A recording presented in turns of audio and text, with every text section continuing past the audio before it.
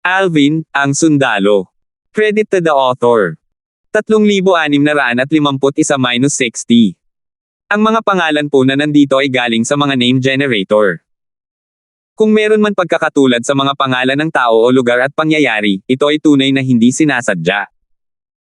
Tutal, ang paglampas sa mahigit 20,000 puntos ay hindi lamang nakasalalay sa lakas ng isang tao, kundi nakasalalay din ito sa swerte ng isang tao. Kung suswertehin ang isang tao, mas maraming halimaw ang makakasalubong niya.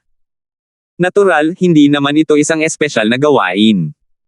Lahat ng nangungunang 5 pinakamalakas na estudyante ng 10 stars ay nakaipon ng mahigit 20,000 puntos sa isang pagsubok noon. Ngunit noong nakaraang pagsubok, walang sino man ang nakagawa nito. Ang nangungunang ranggo para sa nakaraang pagsubok ay nakaipon lamang ng humigit kumulang 19,000 puntos. Mahigit 20,000 puntos. Ang kasalukuyan mong puntos ang dahilan kung bakit ka sana nakakuha ng pinakamataas na pwesto noon, buntong hininga ni Darren. Tama ka. Ngumiti si Norvin ng may pag-aalinlangan. Pagkatapos, tumingin siya kay Alvin ng may komplikadong ekspresyon habang sinasabing, batay sa gulat na ekspresyon ni Teacher Yale, walang dod ang nakaipon si Alvin ng mahigit 20,000 puntos. Iniisip ko kung ilang puntos ang eksaktong naipon niya. Gayunpaman, dahil ayaw magsalita ni Alvin tungkol dito, hindi na nagpumilit si Norvin na magtanong. Katulad ni Norvin, sina Darren at ang iba pa, kasama na ang mga guro, ay tumingin din kay Alvin ng may pagtataka, sabik na malaman kung ilang puntos na ang naipon niya. Halos hindi mapigilan ng ibang mga estudyante ng 10 stars ang kanilang kuryosidad at nagsimulang mag-isip-isip sa isa't isa. Hoy, ilang puntos sa tingin mo ang naipon ni Alvin para gulatin si Teacher Yu? 10 taon na ang nakalilipas, naaalala ko na hindi man lang mukhang nagulat si Teacher Yale nang makaipon si Hongjun ng 24,000 points. Kung gayon, sa tingin mo ba ay nakaipon si Alvin ng 30,000 puntos? Hindi imposible yan. Tutal, siya naman ang pinakamalakas sa amin. Posible, tutal, si Alvin ang pinakamalakas sa amin. Kahit si Hongjun ay kinailangang gamitin ang kanyang divine artifact para mapaglabanan ang atake ni Alvin kahit na hindi ginamit ni Alvin ang kanyang divine artifact. Ilalabas ang mga ranggo bukas ng umaga. Sa oras na iyon, malalaman natin kung ilang puntos ang naipon ni Alvin. Maaari na lang tayong maghintay hanggang bukas para mabusog ang ating kuryosidad. Hindi na ako makapaghintay para sa bukas. Kung sabik ka talagang malaman, bakit hindi mo tanungin si Alvin tungkol dito? May punto ba? Hindi man lang niya ibinunyag ang mga punto niya kina Norvin at Darren. Malinaw na sinusubukan niyang panatilihin ang kaba tulad ni Teacher York. Pagkatapos makarating sa Hidden Fog Academy, naghanda si Alvin na bumalik sa kanyang patio tulad ng ibang mga estudyante ng 10 stars. Gayunpaman, nang papaalis na sina Alvin, Norvin, at Darren, biglang sumigaw si Donovan, Alvin. Sumama ka sa akin. Gusto kang makilala ng dekano. Sandaling natigilan si Alvin. Nang makabawi siya ng katahimikan, sinundan niya si Donovan, iniwan ang dalawa niyang kapwa estudyante. Ngumiti si Norvin ng may pag-aalinlangan habang pinapanood si Alvin na umalis kasama si Donovan. Tatanungin ko sana ulit si Alvin tungkol sa mga punto niya habang pabalik kami sa aming mga patio. Hindi ko inaasahan na tatawagan siya ng dekano. Si Darren, na nakatayo sa tabi ni Norvin, ay tahimik lamang na nanood. Pinangunahan ni Donovan si Alvin sa puso ng lugar kung saan matatagpuan ang mga patio ng mga estudyante ng 10 stars. Matapos maglakad sa gitna ng makapal na hamog, natuklasan ni Alvin na nakatapak na siya sa tila isang paraiso. Ang hangin ay nababalot ng halimuyak ng mga bulaklak habang ang mga huni ng mga ibon ay malambing na umalangaw-ngaw sa himpapawid. Mula sa labas, ang lugar ay tila mapanlinlang na maliit, lalo na kapag napapalibutan ng mga patio ng mga estudyante na parang mga bituin na nakapalibot sa buwan. Dito, sabi ni Donovan habang iginuguide niya si Alvin papunta sa isang pavilion na matatagpuan sa gitna ng lugar. Ang pavilion ay itinayo sa likod ng isang patio ng isang malaking mansyon. Napapaligiran ito ng ilang malalagang puno na hindi pamilyar kay Alvin. Ang pavilion ay matayog na nakausli sa mga puno at umaabot sa mga ulap. Pagdating sa tuktok ng pavilion, magalang na sinabi ni Donovan, Dean Meyer, dinala ko si Alvin dito. Walang laman ang tuktok ng pavilion, ngunit nang marinig ang boses ni Donovan, nakita ni Alvin ang pag-alon at pagbaluktot ng espasyo bago biglang lumitaw ang isang figure. Ang figure ay pagmamayari ng isang eleganteng lalaking nasa katanghaliang gulang na nakasuot ng puting-puting damit. Guwapo siya, at ang kanyang mahabang buhok ay maayos na nakalugay sa kanyang likuran. Mukha siyang scholar, at ang kanyang ekspresyon ay malayo. Nakatayo siya na nakapatong ang isang kamay sa kanyang likod nang siya ay lumitaw. Siya ay walang iba kundi si Sergio, ang dekano ng Hidden Fog Academy at ang vice-sect leader ng Hidden Fog Sect. Maaari ka nang umalis. Pagkabasag ng boses ni Sergio, nagpaalam na si Donovan at agad na umalis. Dahil dito, tanging sina Alvin at Sergio na lamang ang natira. Halika at maupo ka, sabi ni Sergio na may banayad ng ngiti sa kanyang mukha. Casual niyang ikinumpas ang kanyang kamay, at agad na lumitaw sa mesa ang isang garapon ng alak at dalawang walang laman na tasa ng alak. Pagkatapos noon, naupo siya sa mesa. Dean Meyer, bati ni Alvin kay Sergio. Hindi siya nagatubiling umupo sa mesa. Lumiwanag ang ngiti ni Sergio nang makita niya si Alvin na kumikilos ng may pag-iingat sa harap niya. Sabi niya, Alvin, humanga ako sa iyong pagiging determinado at prangka. Ang mga estudyante at maging ang mga guro ay nag-aalangan ng ilang sandali kapag pinaupo ko sila. Sisayang lang ang oras at lakas natin kung masyado tayong abala sa mga formalidad, sagot ni Alvin. Sa normal na sitwasyon, bihira lang para sa mga estudyante ang makaupo sa iisang mesa kasama si Sergio. Gayunpaman, dahil si Sergio ang nagkusa na imbitahan si Alvin, itinuring siya ni Alvin na kapantay niya. Tutal, para mailigtas ang kanyang asawang si Kelly sa hinaharap, tiyak na mas malakas siya kaysa sa isang Panginoon ng mga Diyos tulad ni Sergio. Kaya naman, hindi siya nakaramdam ng pagkababa kay Sergio. Gayunpaman, hindi siya uupo ng walang imbitasyon mula kay Sergio. Tutal, mas mahina pa rin siya kaysa kay Sergio. Hindi magiging matalino na saktan si Sergio, isang Panginoon ng mga Diyos, gamit ang kanyang kasalukuyang lakas. Napakasarap. Maliwanag na ngumiti si Sergio. Pagkatapos, nagsalin siya ng alak para kay Alvin at sa kanyang sarili bago niya sinabi, ako mismo ang nagtimpla ng alak na ito. Ito ay tinatawag na power brew. Natural lang na walang kaalam-alam si Alvin na ang power brew ay ipinangalan sa yumaong disipulo ni Sergio. Power brew. Bagamat kakaiba ang pangalan, nabighani si Alvin sa bango ng alak. Nang maamoy niya ang bango sa kanyang ilong, naramdaman niya ang bahagyang panginginig ng kanyang banal na kamalayan. Naisip niya sa sarili, nagulat, hindi ito ordinaryong alak. Subukan mo, nakangiting sabi ni Sergio, ang power brew ay lubhang kapaki-pakinabang sa mga hindi pa nakakasubok nito. Marahil, pagkatapos itong inumin at kainin ang Dragon Pattern Divine Grass na matatanggap mo bukas, ay maaari ka nang makalusot at maging isang advanced god sa lalong madaling panahon. Nang marinig ang mga salita ni Sergio, ibinuhos ni Alvin ang alak mula sa tasa sa isang lagok lamang.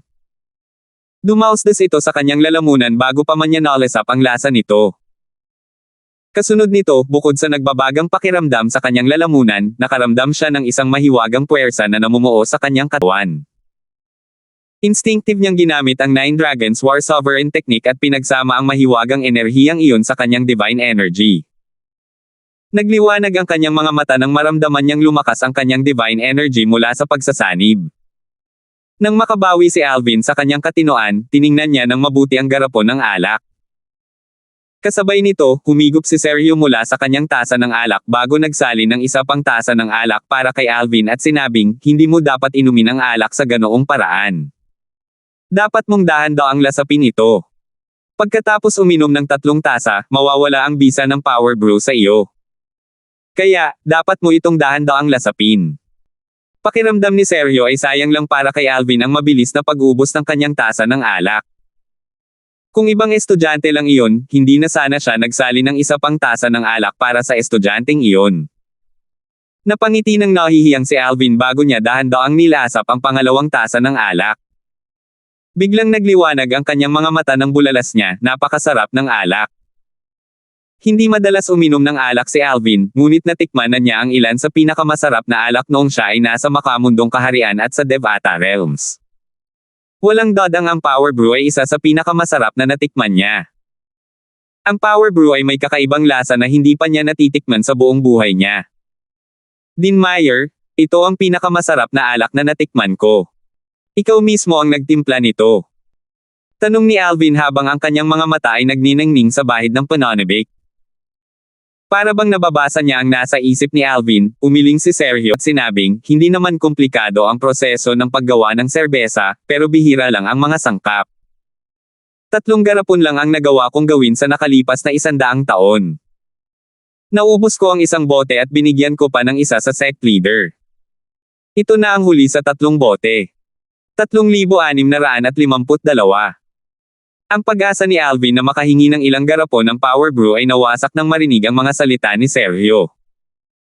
Sa sandaling ito, naging seryoso ang ekspresyon ni Sergio nang bigla niyang sabihin, Alvin, akala ko ba ay inatake ka sa bakuran ng paglilitis? Tumango si Alvin bilang tugon. Lumapit ang mga miyembro ng 10,000 Live Sect sa lugar ng paglilitis ngunit umalis din agad pagkatapos. Totoo ba na hiniling sa kanila ni Norvin na protektahan ka, ngunit tumanggi ka? Tumango muli si Alvin. Bakit mo siya tinanggihan? Tanong ni Sergio, kahit na ang kanilang pinuno ng sekta, isang hari ng mga Diyos, ay hindi makapasok sa lugar ng paglilitis, hindi dapat magkaroon ng problema ang kanyang mga tauhan doon. May tumulong ba sa iyo o may tiwala ka ba sa iyong lakas? Ayokong magkaroon ng utang na loob sa kanya, tapat na sagot ni Alvin. Ayaw mo bang magkaroon ng utang na loob sa kanya? Sumulyap si Sergio kay Alvin mula sa gilid ng kanyang mga mata. Mahina lang ang dahilan na ito. Mas tamang sabihin na tiwala ka sa iyong lakas, hindi ba? Dean Meyer, dahil alam mo na ang sagot, ano pa ang saysay ng pagtatanong mo? Sabi ni Alvin na may bahagyang ngiti sa kanyang mukha, oo nga. Tiwala akong kaya kong ipagtanggol ang aking sarili hanggat hindi sila mga hari ng mga Diyos. Sigurado ka bang sarili mo lang ang kaya mong ipagtanggol? May kamalayang tiningnan ni Sergio si Alvin. Sa pagkakaalam ko, lahat ng Death Warrior na ipinadala ng Song Clan ay patay na. Kahit ang kanilang pinuno, isa sa pinakamalakas na miyembro ng clan na nasa ibaba ng entablado ng isang hari ng mga Diyos, ay patay na. Isa siyang advanced na Diyos na nakaunawa ng ilang fused profundities mula sa batas ng kalawakan. Batay sa lakas na ipinakita mo noong labanan mo si Hong Jun, imposibleng matalo mo siya, lalo na't mapatay mo siya, maliban na lang kung itinago mo ang tunay mong lakas noong labanan. Nagulat si Alvin na maraming alam si Sergio tungkol sa kanya. Kasabay nito, naisip niya na hindi naman ito nakakagulat dahil si Sergio ay hindi lamang dekano ng Hidden Fog Academy kundi pati na rin ang Vice Sect Leader ng Hidden Fog Sect. Ang ganitong uri ng impormasyon ay hindi mahirap malaman para sa isang taong tulad ni Sergio. Tama ba ang hula ko? Tanong ni Sergio. Sinabi ni Alvin ng may bahagyang ngiti, Dean Meyer, ang iyong network ng katalinuhan ay kahanga-hanga. Sa katunayan, hindi lamang ang mga mandirigmang kamatayan mula sa angkan ng Song na pumunta sa lugar ng paglilitis ang naroon, kundi pati na rin ang mga mandirigmang kamatayan mula sa iba't ibang puwersang may ranggong hari. Sinubukan ko silang tanungin, ngunit pinili nilang lahat na magpakamatay. Kaya, hindi ko alam kung saang partikular na puwersa sila nagmula. Sigurado akong mas alam mo kaysa sa akin ang tungkol sa bagay na ito. Mukhang pag-amin niyan, nakangiting sabi ni Sergio, gusto kitang makilala hindi lamang para patunayan ang bagay na ito, kundi para ipaalam din sa iyo na plano kitang irekomende na pumasok sa Hidden Fog Sect bilang isang core disciple. Interesado ka ba? Agad na nagliwanag ang mga mata ni Alvin. Dali-dali siyang nagpasalamat kay Sergio, ipinapahayag ang kanyang intensyon. Salamat, Dean Meyer. Alam ni Alvin na hindi madaling maging isang pangunahing disipulo ng Hidden Fog Sect noong kakapasok pa lang niya sa Hidden Fog Academy. Ang katayuan ng isang pangunahing disipulo ay kapantay ng isang inner elder ng sekta. Matapos maging isang pangunahing disipulo sa loob ng 1,000 taon, ang isang tao ay mapopromote at magiging isang pangunahing elder ng sekta na may mas mataas na katayuan. Kung ayaw mong maging core elder ng Hidden Fog Sect, pwede ka ring sumali sa Emperor Rank Force na kumokontrol sa Hidden Fog Sect sa pamamagitan ng rekomendasyon. Bagamat kailangan mong magsimula muli mula sa ibaba, ang iyong katayuan ay kagalang-galang pa rin. Ang isang ordinaryong elder ng Emperor Rank Force ay mas mataas pa kaysa sa isang core elder ng Lord Rank Force. Hindi na kailangang sabihin pa, hindi madaling maging isang ordinaryong elder ng Emperor Rank Force. Kahit na may rekomendasyon mula sa Hidden Fog Sect, kailangan mo munang pumasa sa isang pagsusulit. Ang hindi pagpasa sa pagsusulit ay nangangahulugan na ang maaari mo lamang manatili sa Hidden Fog Sect.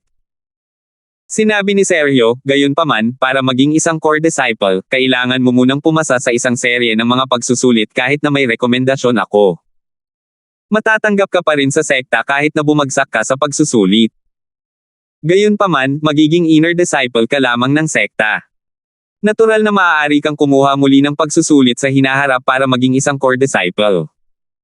Naiintindihan ko, Dean Meyer, sabi ni Alvin.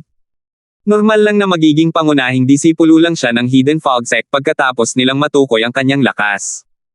Ganito rin kahit sumali siya sa isang puwersang may ranggong emperador.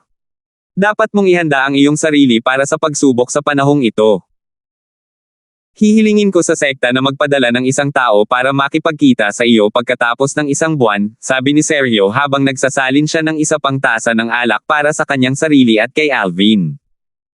Salamat, Dean Meyer, sabi ni Alvin. Kasunod noon, ang pag-uusap ng dalawa ay napunta sa mas casual na mga paksa. Sinubukan ni Sergio na alamin ang higit pa tungkol sa pinagmulan ni Alvin. Natural lamang na hindi naglakas loob si Alvin na magsinungaling at sabihing siya ay mula sa Glorious Heaven Sect tulad ng dati. Kung tutuusin, ang katayuan ni Sergio ay nangangahulugan na malamang na siya ay may mahusay na koneksyon at kaalaman. Bumantong hininga si Alvin bago niya sinabi, Dean Meyer, matagal na rin mula noong huli akong pumunta sa Profound Energy Land, pero hindi ko pa nasasabi kahit kanino ang tungkol sa aking pinagmulan. Dahil inalagaan mo ako ng husto, natural lang na hindi ako magsisinungaling sa iyo. Sa totoo lang, hindi ako katutubo ng Profound Energy Land. Hindi ka ba katutubo ng Profound Energy Land? Natigilan si Sergio sa revelasyon na ito.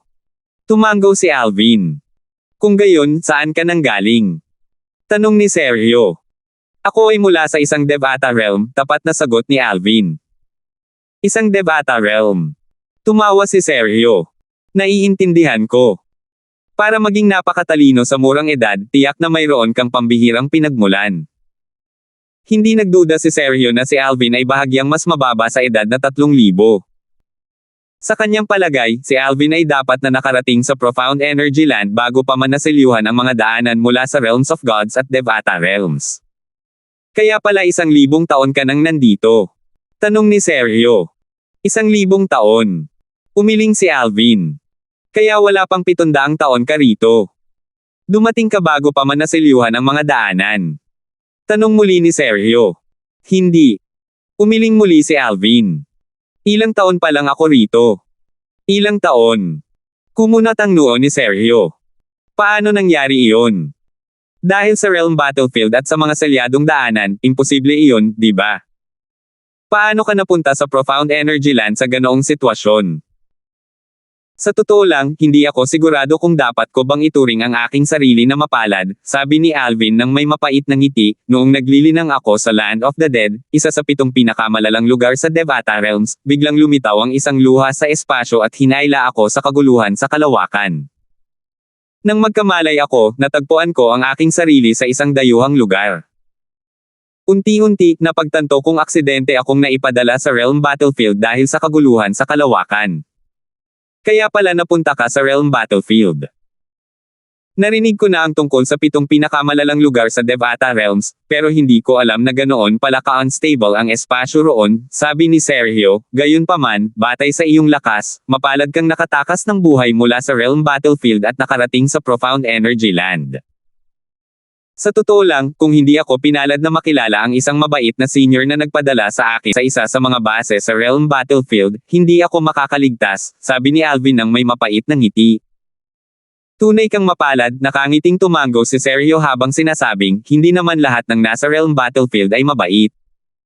Sa halip, bihira lang sila doon. Sang-ayon ako. Tumango si Alvin.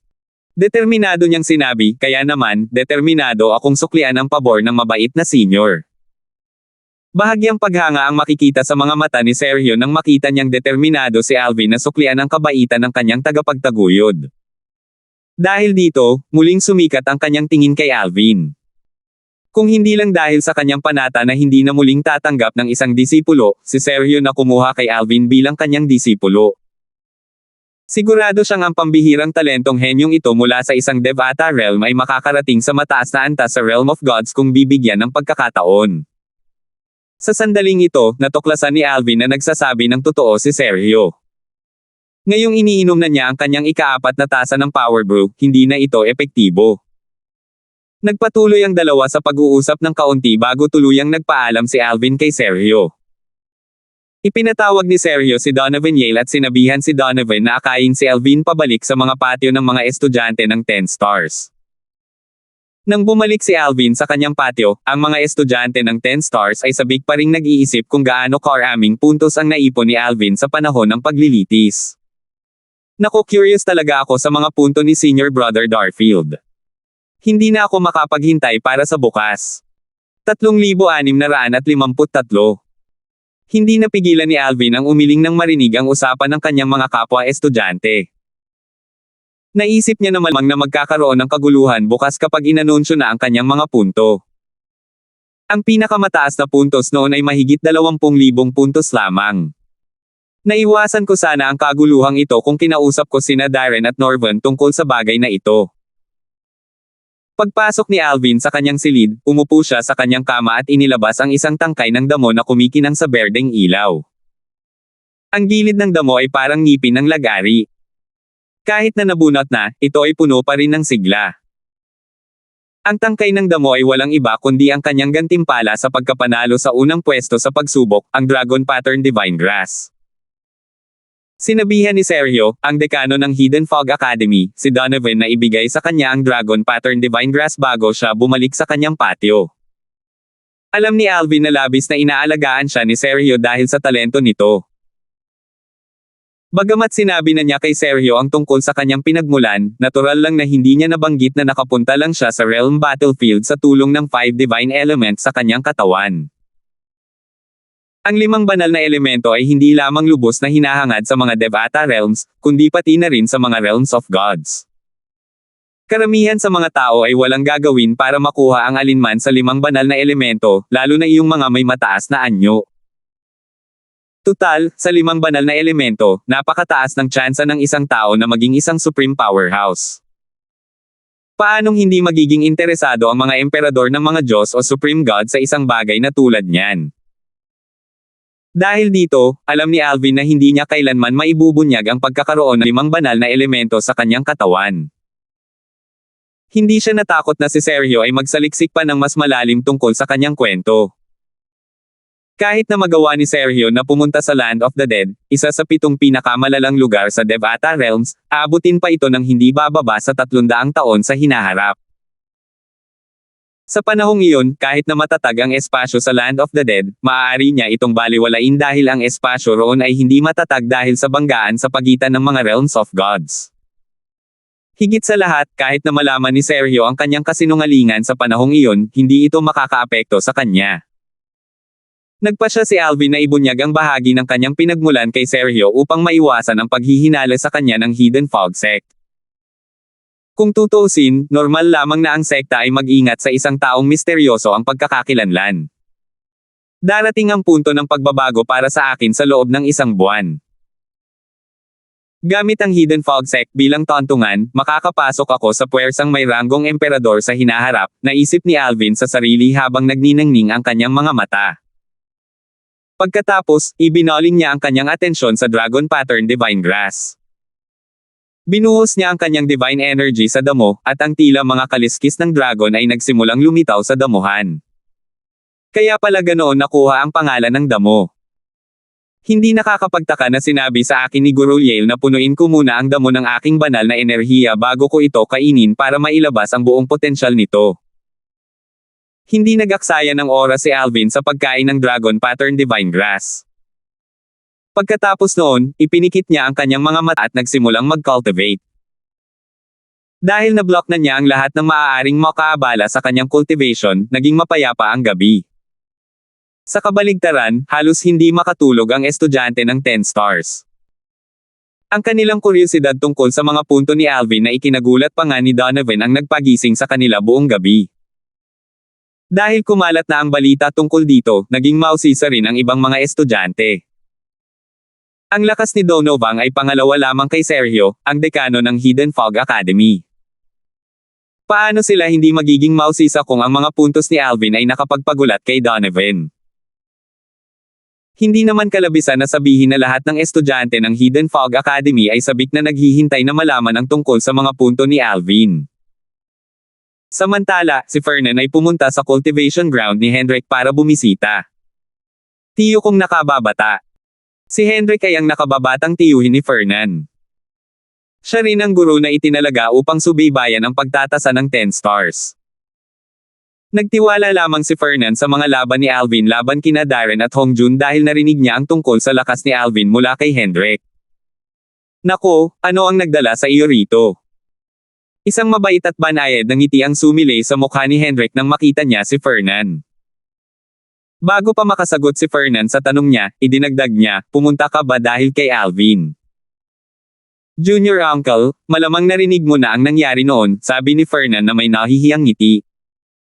Pagkatapos, sinabi niya, Junior Uncle, pumunta ako para magtanong tungkol sa mga puntos ni Alvin. Lahat ng tao sa akademya ay nagtataka tungkol sa mga puntos na naipon niya noong paglilitis. Bakit mo iniisip na alam ko? Tanong ni Hendrik. Junior tiyuhin, tiyak na sasabihin sa iyo ni Teacher Yale kung tatanungin mo siya.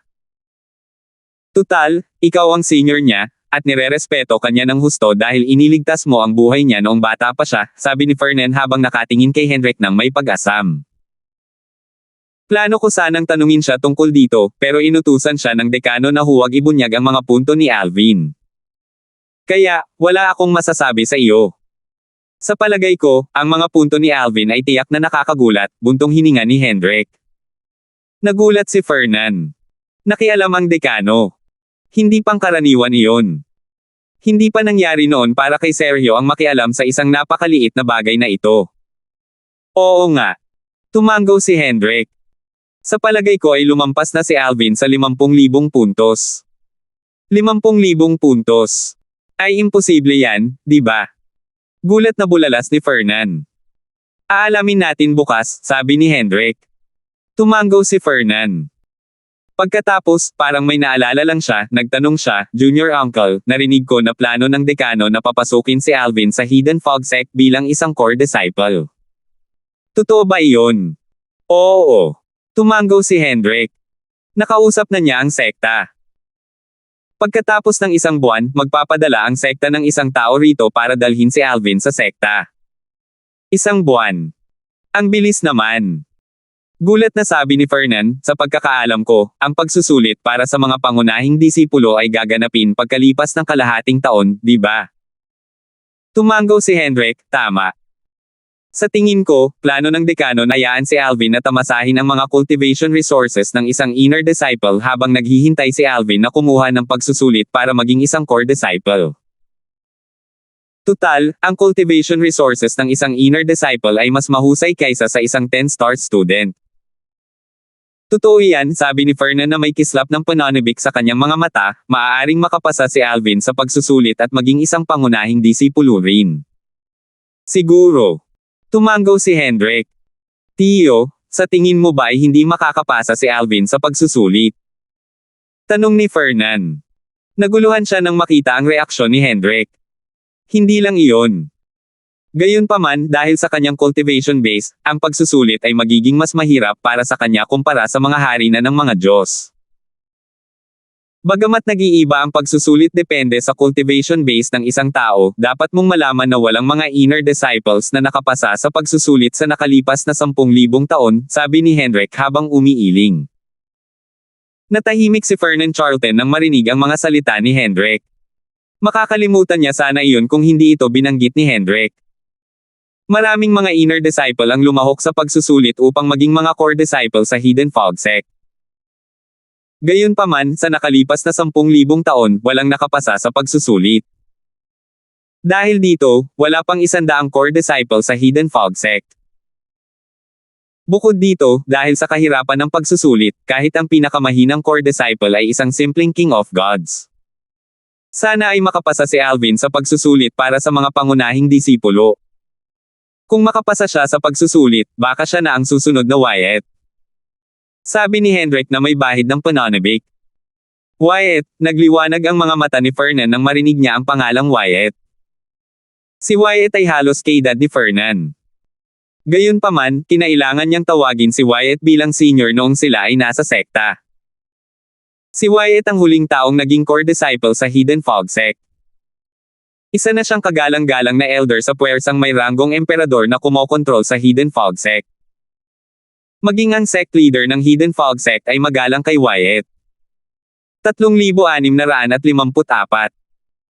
Pagsikat ng araw, nagsimulang lumitaw ang mga figure mula sa mga patio ng mga estudyante ng 10 Stars, patungo sa 10 Stars Pavilion. Ilalabas ang mga ranggo sa loob ng 1 oras. Pumunta tayo roon at maghintay. Iniisip ko kung ilang puntos ang naipon ni Senior Brother Darfield. Nagulat nga pala si Teacher York. Malalaman natin ang sagot sa loob ng 1 oras. Sa oras na ito, si Jayuan lamang ang girong naka-duty sa 10 Stars Pavilion. Noong una, minamaliit niya si Alvin dahil sa relasyon nito kina Darren at Hongjun. Gayunpaman, hindi na niya pinagdudahan si Alvin matapos ang mapangwasak na tagumpay ni Alvin laban kay Hongjun. Guru Jayuan, ilalabas ang mga ranggo sa loob ng 1 oras, pero alam mo ba kung ilang puntos ang naipon ni Alvin? Tanong ni Darren. Tinitigan niya ng mabuti si Jayuan, hinahanap ang mga pagbabago sa ekspresyon ni Jayuan. Umalis ka. Iritadong sabi ni Jayuan, bakit mo iniisip na alam ko? Sina Alvin, Guru Yale, at ang dekano lang ang nakakaalam kung ilang puntos ang naipon ni Alvin. Kahit ako ay kailangan ding maghintay na mailabas ang mga ranggo tulad mo. Nadismaya si Darren nang marinig niya mga sinabi ni Jayuan. Sa oras na ito, isang grupo ng mga tao ang nagtipon na sa isang sulok ng 10 Stars Pavilion, sa harap ng isang formation. Isang blankong screen na magpapakita ng ranggo ng mga estudyante ang nakasabit sa ere. Hindi na kailangang sabihin, lahat ng mga taong ito ay nagtipon dito upang malaman ang tungkol sa mga punto ni Alvin. Pagkalipas ng halos kalahating oras, dumating din ang nangungunang 5 10-star students bago ang pagdating ni Alvin, na nakakuha ng atensyon ng lahat. Kasunod noon, nagsimula na ring magsidatingan ang mga guro. Ang sikip. Mukhang nandito ang lahat para makita ang mga puntos ni Alvin. 15 minuto na lang bago ilabas ang mga ranggo, lahat, maliban kina Alvin at Kirby, ang batang Panginoon ng angka ng song, ay nagtipon na. Wala pa ba si Alvin? Wala rin dito si Kirby. Dahil hindi gaanong marami ang mga estudyante ng 10 stars, masasabi na nila kung sino ang absent sa isang mabilis na tingin lamang. Nandito na si Guru Charlton. Nakilala ng lahat ng mga estudyante si Fernan Charlton dahil madalas siyang naka-duty sa 10 Stars Pavilion. Sabik na naghintay ang mga estudyante ng 10 Stars at mga guro habang nakatingin sila sa blankong screen ng may pag-asam na nagniningning sa kanilang mga mata. Bagamat 15 minuto lamang ito, para silang mga taon para sa kanila. Ilang hininga na lang ang natitira. Tumahimik ang buong lugar. Maya-maya pa, nagsimulang lumitaw sa screen ang mga pangalan ng mga estudyante ng 10 stars. Ang mga pangalan ng mga nasa pinakamababang ranggo ay unang lumitaw at unti-unting tumaas. Nakaipon si Hongjun ng 17,821 puntos at nasa ika-6 na pwesto. Si Senior Hongjun ang pinakamababa sa 6 na pinakamalakas na senior brothers. 5 na lang silang natitira, kasama na si Senior Brother Alvin. Isa sa pinakamalakas na estudyante ng 10 stars na kapantay nina Hongjun at Norvin ay nasa ika-5 at nakakuha ng halos mahigit 200 puntos na higit pa kay Hongjun na may 18,030 puntos. Ang estudyanteng nasa ika-4 na pwesto ay nakakuha ng mas mababa sa 100 puntos kumpara sa estudyanteng nasa ika-5 habang ang estudyanteng nasa ika-3 pwesto ay nakakuha ng higit sa 300 puntos kumpara sa estudyanteng nasa ika-4 na pwesto. Nasa pangalawang pwesto si Senior Brother Norvan. Maaari sana siyang mapunta sa unang pwesto kung hindi dahil kay Senior Brother Alvin. Nakakuha siya ng mahigit 20,000 puntos. Nagkaroon ng kaguluhan nang lumabas ang pangalan ni Norvan sa screen. Tutal, ang dating estudyanteng na unang pwesto ay nakakuha lamang ng halos 20,000 puntos. Nakakuha siya ng mahigit 20,000 puntos, pero wala siya sa unang pwesto. Tiyak na hindi nasisiyahan si Senior Brother Norvan. Marami sa mga estudyante ng 10 stars ang tumingin kay Norvan ng may pagtataka.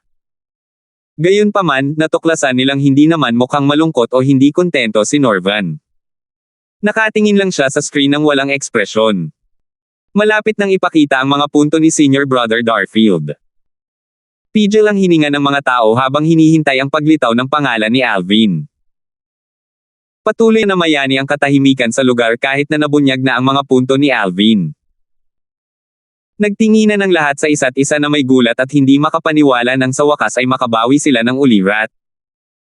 Pagkatapos, isang kaguluhan ang agad na naganap. Paano ito posible?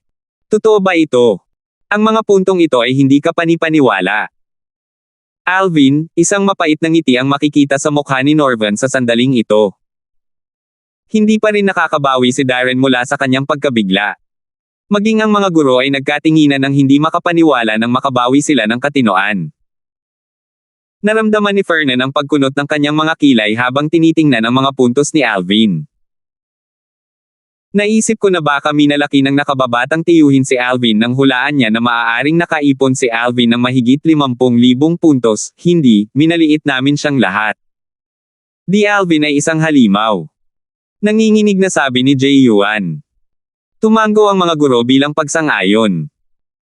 Si Alvin ay nakakuha ng 125,613 puntos. Mayroon siyang 100,000 puntos na higit pa kay Norvan na nasa pangalawang pwesto. Ito na siguro ang pinaka-nakakabaliw na score sa kasaysayan ng Hidden Fog Academy, di ba? Tanong ng isa sa mga estudyante ng 10 stars. Ang pinakamataas na puntos na naitala sa kasaysayan ay halos 30,000 puntos. Hindi lamang sinira ni Senior Brother Darfield ang record na ito, kundi ang kanyang mga puntos ay 4 na beses na mas mataas. Si Senior Brother Darfield ay tunay na isang napakalaking talento. Hindi ko inaasahan na masasaksihan ko ang ganito kaalagang sandali bago ako magtapos sa Hidden Fog Academy. Kaya kong ipagmalaki ito habang buhay. Muling naging masigla ang 10 Stars Pavilion habang pinag-uusapan ng mga estudyante at guro ang mga ranggo. Para maging tumpak, pinag-uusapan nila ang mga punto ni Alvin. Sa lahat ng naroroon, iisa lang ang tila nasa masamang kalagayan. Ito ay walang iba kundi si Helen, isang disipulo ng angkan ng Song. Nang makita ang mga resulta, nagpadala siya ng mensahe kay Kirby, upang ipaalam ang bagay na ito. Mahigit sa 120,000 puntos. Si Kirby, na nakahiga sa kama, ay agad na bumangon na may gulat na ekspresyon sa mukha. Maya-maya, naging hindi maganda ang ekspresyon niya. Hindi siya pumunta sa 10 Stars Pavilion hindi dahil sa takot na baka atakihin siya ni Alvin. Ayaw lang niyang makita si Alvin na maging sentro ng atensyon ng lahat. Bukod dito, batay sa ekspresyon ni Donovan, alam niyang tiyak na mauuna si Alvin. Dahil nakita niya si Alvin bilang kanyang kaaway, paano siya magiging masaya na makitang maayos ang lahat ni Alvin? Gayunpaman, inutusan niya si Helen na ipaalam sa kanya ang tungkol sa mga resulta sa sandaling mailabas ang mga ranggo. Sino ang mag-aakala na ikagugulat siya ng ganito ng balita? 3,655. Nang kumalat ang balita tungkol sa pag-ipon ni Alvin ng mahigit 20,000 puntos noong paglilitis sa mga estudyante ng 10 Stars, nagdulot ito ng malaking kaguluhan sa Hidden Fog Academy. Susmariosep. Isang halimaw si Senior Brother Darfield. Dati, ang pinakamataas na puntos para sa pagsubok ay halos 30,000 puntos, ngunit ang totoo ay nakaipon siya ng mahigit 120,000 puntos. Baliw siya. Tao ba talaga siya? Sa kabilang banda, mas kalmado ang mga guro kahit na nagulat din sila sa pagbubunyag. Sa katunayan, isa sa mga salik sa tagumpay ni Alvin ay may kinalaman din sa mga halimaw na inayos ng sekta. Tutal, kahit ang pinakamalakas na halimaw ay mas mahina kaysa kay Hongjun at sa iba pang 4. Maaaring hindi madaling harapin ang mga halimaw para sa iba pang 5, ngunit wala silang gaanong halaga para kay Alvin. Oo nga. Noong nakikipaglaban siya kay Hongjun, ginamit ni Hongjun ang kanyang divine artifact at halos hindi niya natagalan ang kanyang atake. Kung gagamit siya ng divine artifact, mapapatay niya ang pinakamalakas na halimaw sa trial ground sa loob lamang ng ilang paghinga. Mas mabilis pa sana ito kung naglunsad siya ng palihim na atake. Tama iyan.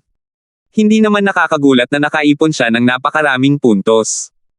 Gayunpaman, ang pag-ipon ng mahigit 120,000 puntos ay isang kamangha-manghang tagumpay pa rin. Mas lalong kumalma ang mga guro nang makahanap sila ng mga dahilan para sa mga nakakapangilabot na puntos ni Alvin.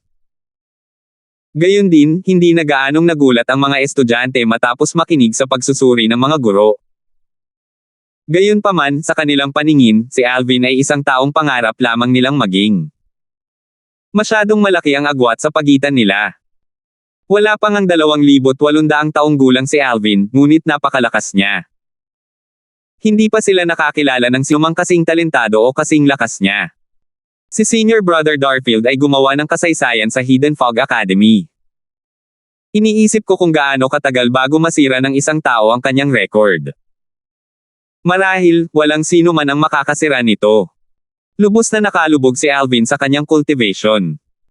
Nararamdaman niya ang pagbabago sa kanyang divine energy. Nangangahulugan ito na malapit na siyang maging isang advanced god at isang tagumpay ang paparating. Sa oras na ito, bigla siyang ginising ni Fernan. Maganda ang impresyon niya kay Fernan matapos niyang makipag-ugnayan kay Fernan ng maraming beses.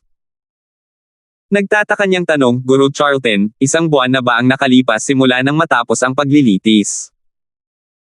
Tama, nakangiting tumanggo si Fernan habang sinasabi, hindi mo pa nakakalimutan ang mga sinabi ng dekano, di ba? Dumating na ang taong ipinadala ng sekta kahapon. Gayunpaman, ang aking nakababatang tiyuhin ay uminom kasama niya buong gabi kaya hindi kanya hiniling. Nagpatuloy si Fernan sa pagsasabing, nagpadala ang sekta ng isang inner elder dito. Tinatawag ko siyang senior uncle. Maganda ang relasyon niya sa junior uncle ko simula pa noong bata pa sila. Sa katunayan, magkasama silang pumasok sa Hidden Fog Academy at sa Hidden Fog Sect. Magkasama pa nga silang naging inner elder. Alam ni Alvin na ang nakababatang tiyuhin ni Fernan ay si Hendrik, ang gurong responsable sa pagtatasa ng mga estudyante ng 10 stars. Kasama ko sila noong nagiinuman sila kahapon. Sinabi ng nakabata kong tiyuhin sa nakatatandang tiyuhin ko na mahal ka niya. Hiniling niya sa nakatatandang tiyuhin ko na alagaan ka kapag sumali ka sa sekta.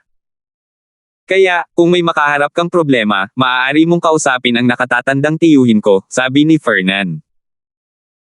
Hindi inaasahan ni Alvin na si Hendrik, na mukhang istrikto at seryoso, ay gagawa nito para sa kanya. Habang naglalakad sina Alvin at Fernan, sinabi ni Fernan, bago kita dalhin sa aking nakatatandang tiyuhin, dapat kang magpaalam muna sa dekano. Matapos lumabas mula sa makapal na puting hamog mula sa formation na bumabalot sa mga patio ng mga estudyante ng 10 stars, pinangunahan ni Fernan si Alvin patungo sa cultivation ground ni Sergio. Bahagyang ngumiti si Sergio nang makita niya si Alvin bago niya sinabi, Alvin, pagdating sa sekta, kailangan mong maghintay ng kaunti para sa pagsusulit ng mga pangunahing disipulo. Sa panahong iyon, dapat mong sikapin ang iyong makakaya upang makalusot at maging isang advanced na Diyos. Sa pamamagitan niyan, magkakaroon ka ng mas mataas na pagkakataon na makapasa sa pagsusulit. Bagamat mas madali ang pagsusulit para sa mga pangunahing disipulo para sa mga intermediate gods kaysa sa mga advanced gods, hindi naman ito gaanong kalaki. Kung makapasa ka sa pagsusulit at magiging isang pangunahing disipulo, bibigyan kita ng regalo, sabi ni Sergio. Nang marinig ito, napangiti si Fernan. Halos hindi niya mapigilan ang kanyang pananabik. Naiinggit niyang sinabi, Alvin, kailangan mong magtrabaho ng husto. Ang mga regalo ng dekano ay palaging mahalaga. Ngumiti si Alvin kay Sergio habang sinasabing, Dean Meyer, mas magiging motibado ako kung ang regalo ay ang recipe para sa power brew. Hindi gaanong maraming bagay ang maaaring pumukaw sa interes ni Alvin. Kaya naman, hindi niya inisip na ang alinman sa mga regalo ni Sergio ay magiging interesado sa kanya maliban na lamang kung ang mga ito ay mga divine pills, divine fruits, o divine herbs na makakatulong sa kanyang cultivation. Hindi siya interesado sa mga divine artifacts o cultivation methods dahil ang mga nasa kanya ay tiyak na mas nakahihigit sa anumang ibigay sa kanya.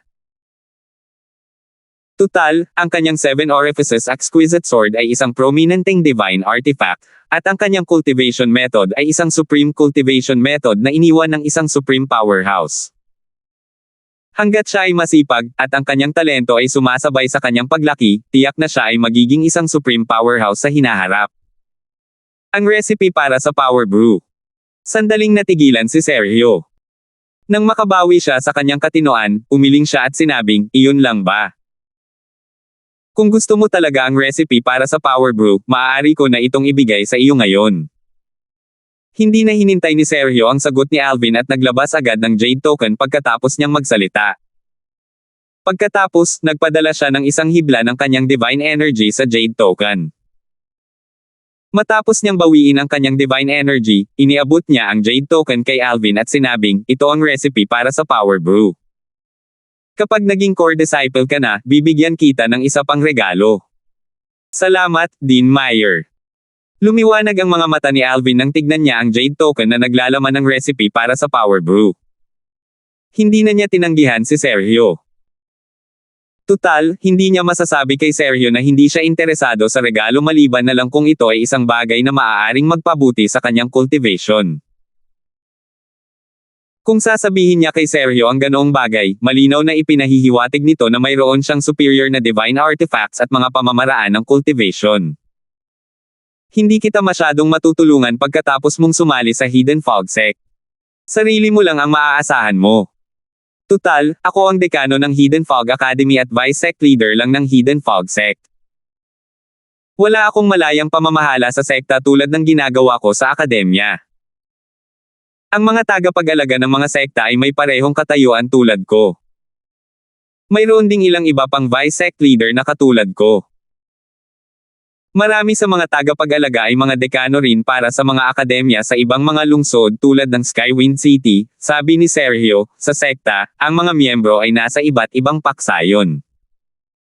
Kabilang dito ang mga Inner Elder, Inner Disciples, Core Elders, at Core Disciples. Maliban kung sasali ka sa isang paksayon, mauugnay ka muna sa Skywind City Progeny. Sandali ang tumigil si Sergio bago niya sinabi, sa sekta, matutulungan kitang mamagitin kung mayroon kang mga alitan sa mga mula sa Skywind City Progeny. Gayunpaman, wala akong gaanong magagawa kung mayroon kang mga alitan sa mga mula sa ibang paksayon. Naiintindihan ko. Medyo nagulat si Alvin sa mga sinabi ni Sergio. Hindi niya inaasahan na magiging komplikado ito sa Hidden Fog Sect. Gayunpaman, hindi niya pinag-isipan ang bagay na ito. Sa kanyang palagay, ang kailangan lang niyang gawin ay gampanan ng maayos ang kanyang papel. Siya ang magkukusa na magdulot ng gulo. Hindi na kailangang sabihin pa, hindi siya atres kung may darating para maghanap ng gulo sa kanya. Sige. Maaari ka nang umalis. Huwag mong paghintayin ng matagal si Elder Fraser. Pagkatapos magpaalam kay Sergio, pinangunahan ni Fernan si Alvin patungo kay Fraser na naninirahan sa Hendrik. Guru yun, tawag ni Alvin at yumuko nang makita niya si Hendrik. Pagkatapos, inilipat niya ang kanyang mga mata kay Fraser at sinabing, pagbati, Elder Fraser. Si Fraser ay isang matangkad at matipunong matandang lalaki na may magulo at puting buhok na nakalatag sa kanyang likod. Gamit ang kanyang katawan at buhok, nagbigay siya ng medyo walang pigil na aura. Sa sandaling ito, sinusuri niya si Alvin. Maya-maya, sinabi niya, Alvin. Napakagwapo mong binata. Kinausap ako ni Hendrik at hiniling na alagaan kita. Kung may problema ka sa sekta, huwag kang mag-atubiling kausapin ako. Kahit hindi ko ito malutas, matutulungan pa rin kitang mag-isip ng solusyon. Magaspang at malakas ang boses ni Fraser nang magsalita siya. Maganda ang impresyon ni Alvin kay Fraser. Nakikita niyang si Fraser ay isang tapat at prangka na tao. Ang ganitong uri ng tao ay karapat-dapat maging kaibigan. Karaniwan silang mabait at hindi kailanman magbabalak laban sa kanilang mga kaibigan. Ngumiti si Alvin at sinabing, salamat, Elder Fraser. Ngumisi si Fraser at siniko si Hendrik. Makikipag-away ko sa iyo sa susunod. Ibabalik ko muna siya sa sekta. Kapag may oras ka, bumalik ka sa sekta para makipag-inuman sa akin. Sige, matandang lalaki ka. Pwede mo rin akong hanapin sa Skywind City kapag libre ka. Habang nakatayo si Alvin sa gilid at pinapanood ang palakaibigang pagbibiroan ng dalawang matanda, hindi niya maiwasang maisip ang kanyang mga dating kaibigan. Matagal na rin niya silang hindi nakikita. Ang ilan sa kanila ay namatay na. 3,656. Napakatapat ni Frasier. Kahit na umalis na siya sa Hidden Fog Academy at wala na si Hendrik, naging palakaibigan pa rin siya kay Alvin. Alvin, ito ang unang pagkakataon na lumitaw ang isang henyo na tulad mo sa Hidden Fog Academy ng Skywind City. Dahil dito, ang mga anak ng Skywind City ay mapapansin. Pagkatapos umalis sa Hidden Fog Academy, hindi nagmamadali si Frasier na dalhin si Alvin sa Hidden Fog Sect. Sa halip, dinala niya muna si Alvin sa isang restaurant. Elder Frasier, masyado mo akong pinupuri. Umiling si Alvin at ngumiti. Kung mapapanatili mo ang momentum na ito, kahit hindi ka pa maging isang core disciple ngayon, tiyak na magiging isang core disciple ka kapag ikaw ay isang hari ng mga Diyos, nakangiting sabi ni Frasier, bilang isang core disciple, hindi ka pipigilan ng sekta sa pag-aalaga sa iyo. Masisiyahan ka rin sa parehong pagtrato gaya ng mga inner elder ng sekta. Pagkatapos, naiinggit na sinabi ni Frasier, para sa akin at kay Hendrik, ang aming mga talento ay itinuturing na pangkaraniwan sa Hidden Fog Sect. Sa pamamagitan lamang ng maraming taon ng pagsusumikap kaya namin narating ang kinalalagyan namin ngayon. Kapag naging isang core disciple ka na, makakatanggap ka ng mga resources na katumbas ng sa amin ng hindi gaanong maraming taon ng pagsusumikap. Pagkatapos noon, tumingin si Frasier sa siksik ang restaurant at sinabing, hindi naman masama ang mga signature dishes ng restaurant na ito. Tuwing pumupunta ako sa Skywind City, pumupunta ako rito para kumain. Kumain muna tayo bago tayo magsimula ng ating paglalakbay. Natural na walang pagtutol si Alvin dito. Pagpasok nila sa restaurant, natuklasan ni Frasier na wala nang natitirang pribadong silid. Ginoo, pasensya na po talaga. Oras na ng tanghalian kaya puno na ang lahat ng mga kwarto. Iilan na lang ang bakanteng mesa sa common area. Gusto niyo po bang kumain sa common area? Nawala ang pagkunot ng noo ni Frasier nang marinig niya ang sinabi ng waiter. Sabi niya, sige. Pakiayos naman ang mesa para sa ating dalawa. Sumama ka sa akin. Inakay ng waiter ang dalawa papunta sa isang mesa bago niya iniabot sa kanila ang menu. Habang tinitingnan nila ang menu, may dala itong isang tiko ng tsaa at mga tasa ng tsaa. Nakangiting sabi ni Frasier, tulad ng sabi ko, masarap ang mga signature dishes nila. Dapat mo silang subukan. Tumango si Alvin. Dahil lubos mo silang inirerekomenda, sigurado akong masarap ang mga ito. Nagkataon lang na nagugutom din ako. Sa oras na ito, isang grupo ng mga tao ang lumabas mula sa isa sa mga pribadong silid. Makikilala na ni Alvin ang ilan sa mga tao kung nakita niya sila. Isa sa kanila ay si Kirby, ang batang Panginoon ng angkan ng song, na isa ring estudyante ng 10 stars ng Hidden Fog Academy. Nangunguna si Kirby habang nakasunod ang 5 tao sa likuran niya. Mukhang lahat sila ay kasing edad niya. Sabi ng isa sa kanila, Young Master Kirby, bihira kang makakuha ng pahintulot mula sa akademya para lumabas at makita kami. Dapat ay manatili ka pa ng ilang araw. Hindi mo na kailangang magmadaling bumalik. Hindi, umiling si Kirby at sinabing, 2 araw lang akong nagbakasyon, at ngayon na ang huling araw. Kailangan ko nang bumalik. Kapag nagkita tayo ulit, ireregaluhan ko kayong lahat ng masarap na pagkain. Ang mga taong ito ay hindi mula sa angkan ng song. May mga disipulo mula sa maliliit na puwersa sa ilalim ng angkan ng song. Karaniwan nilang sinusundan si Kirby at walang humpay na pinupuri siya. Hindi na kailangang sabihin, nasiyahan si Kirby sa pakiramdam ng pagiging higit na mataas. Young Master Kirby, tanong ng isa pang tao sa malalim na boses, dapat ba kaming mag-isip ng paraan para matulungan kang maalis ang walang hiya na si Alvin na nakasakit sa iyo at sa angkan ng song? Magiging masama iyon kapag sumali na siya sa Hidden Fog Sect. Sa tingin mo ba ayaw natin siyang patayin? Galit na sabi ni Kirby habang lumingon pabalik para titigan ang taong nagsalita, kailan sa tingin mo magkakaroon tayo ng pagkakataong patayin siya kung hindi siya aalis sa Hidden Fog Academy? Noong paglilitis sa mga estudyante ng 10 stars, naroon si Donovan Yale kaya kahit ang mga hari ng Diyos ng ating angkan ay walang magawa sa kanya. Hiniling ni Kirby na umalis sa Hidden Fog Academy ng ilang araw dahil nalulungkot siya sa akademya. Bagamat walang nanunuya sa kanya dahil sa pagkatalo niya kay Alvin at sa pagsuko sa kanyang prominenteng patio, hindi pa rin niya maalis ang kanyang galit kay Alvin. Nagbakasyon siya ng 2 araw para magpahinga at para rin tanungin ang angkan kung mayroon silang planong harapin si Alvin. Nang malaman niya na si Alvin lang ang haharapin ng angkan pagkatapos sumali si Alvin sa Hidden Fog Sect, masama ang loob niya. Kaya naman, nag-imbite siya ng ilang tao para kumain kasama niya. Pinangunahan ni Kirby ang iba palabas, naglakad sa isang mahabang pasilyo bago tuluyang nakarating sa karaniwang lugar. Para makalabas ng restoran, kailangan munang tumawid ang lahat sa karaniwang lugar. Tuwing dadaan si Kirby sa mga tauhan ng restoran, binabati nila siya ng may paggalang at tinatawag siyang Young Master Song. Natural lang na hindi niya sila pinansin at tinungo ang labasan. Sa pagkakataong ito, isa sa mga taong nakatayo sa likuran ni Kirby ang tumingin sa siksik ang restoran at nagsabi, umuunlad ang negosyo sa restorang ito.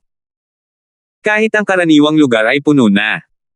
Instinctively na nilaybot ni Kirby ang kanyang paningin sa buong lugar.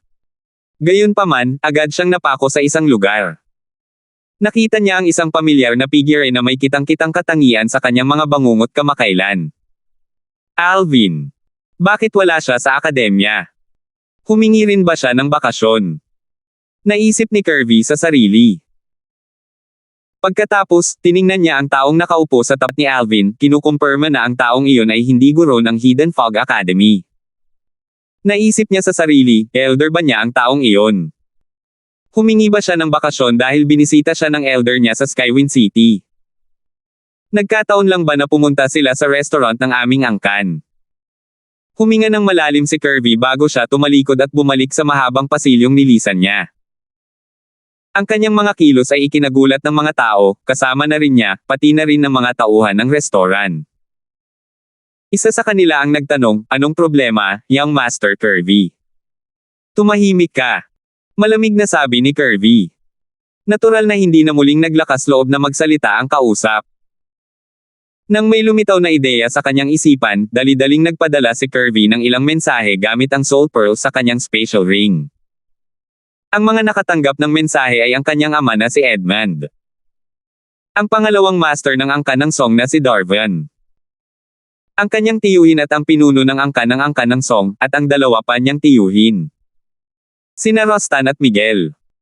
Sina Darwin at Edmund ay parehong bumalik sa lupain ng angkan ng Song sa panahong ito. Nang malaman ng 4 na magkakapatid na kasama ni Alvin ang kanyang nakatatanda sa restoran ng angkan ng Song, kumislap sa kanilang mga mata ang intensyong pumatay. Agad na nagpadala ng mensahe si Darwin kay Miguel, at nagtanong, Miguel, nasa restoran ka ba? Oo, agad na sagot ni Miguel, kasama ko si Kirby. Ipadala ang iyong mga tauhan dito para kunin ang formation compass. Kailangan nating isara ang restoran at pigilan ang paglabas ng balita. Bibilhin natin si Alvin at papatayin siya. Nasa common area ba siya? Ayusin ang pagkain niya sa isang pribadong silid. Pagkatapos niyan, magtayo ng formation para pigilan siyang umalis at ihiwalay siya sa labas ng mundo. Opo, kapatid, magalang na sagot ni Miguel. Pagkatapos ay nagpadala si Darwin ng mensahe kay Kirby, at nagtanong, Kirby, sigurado ka bang ang kasama niya ay ang nakatatanda sa kanya, hindi isang guro ng Hidden Fog Academy? Buong kumpiyansang sumagot si Kirby, opo. Tiyo, halos 2,000 taon na ako sa akademya. Kilala ko ang lahat ng guro sa akademya. Sigurado ako ngayon ko lang nakita ang taong kasama niya. Talagang hindi siya guro ng akademya. Sige, sabi ni Darwin, ipapadala ko na roon ang iyong ama ngayon. Sabihin mo sa iyong pang-4 na tiyuhin na maghintay hanggang sa dumating ang iyong ama bago siya gumawa ng kahit ano. Bago natin itayo ang formation, siguraduhin mong hindi mo ilantad ang iyong presensya o hayaang matuklasan ni Alvin ang ating plano. Pagkatapos siyang patayin, dapat nating sirain ang kanyang mga bangkay at alisin ang lahat ng maaaring mag-ugnay sa kanyang pagkamatay sa atin. Kung walang ebidensya, kung may makakita sa kanya na pumapasok sa ating restaurant, kahit ang dekano ay walang magagawa sa atin. Ito ay isang magandang pagkakataon para sa atin. Marahil, ngayon ay maaalis natin ang istorbong iyon. Napakaingat ni Darvan. Batay sa kanyang mga salita, malinaw na itinuturing din niyang kaaway si Alvin. Samantala, nagliwanag ang mga mata ni Kirby nang marinig niya ang mensahe ni Darvan. Pagkatapos, ipinarating niya ang mensahe ni Darvan kay Miguel.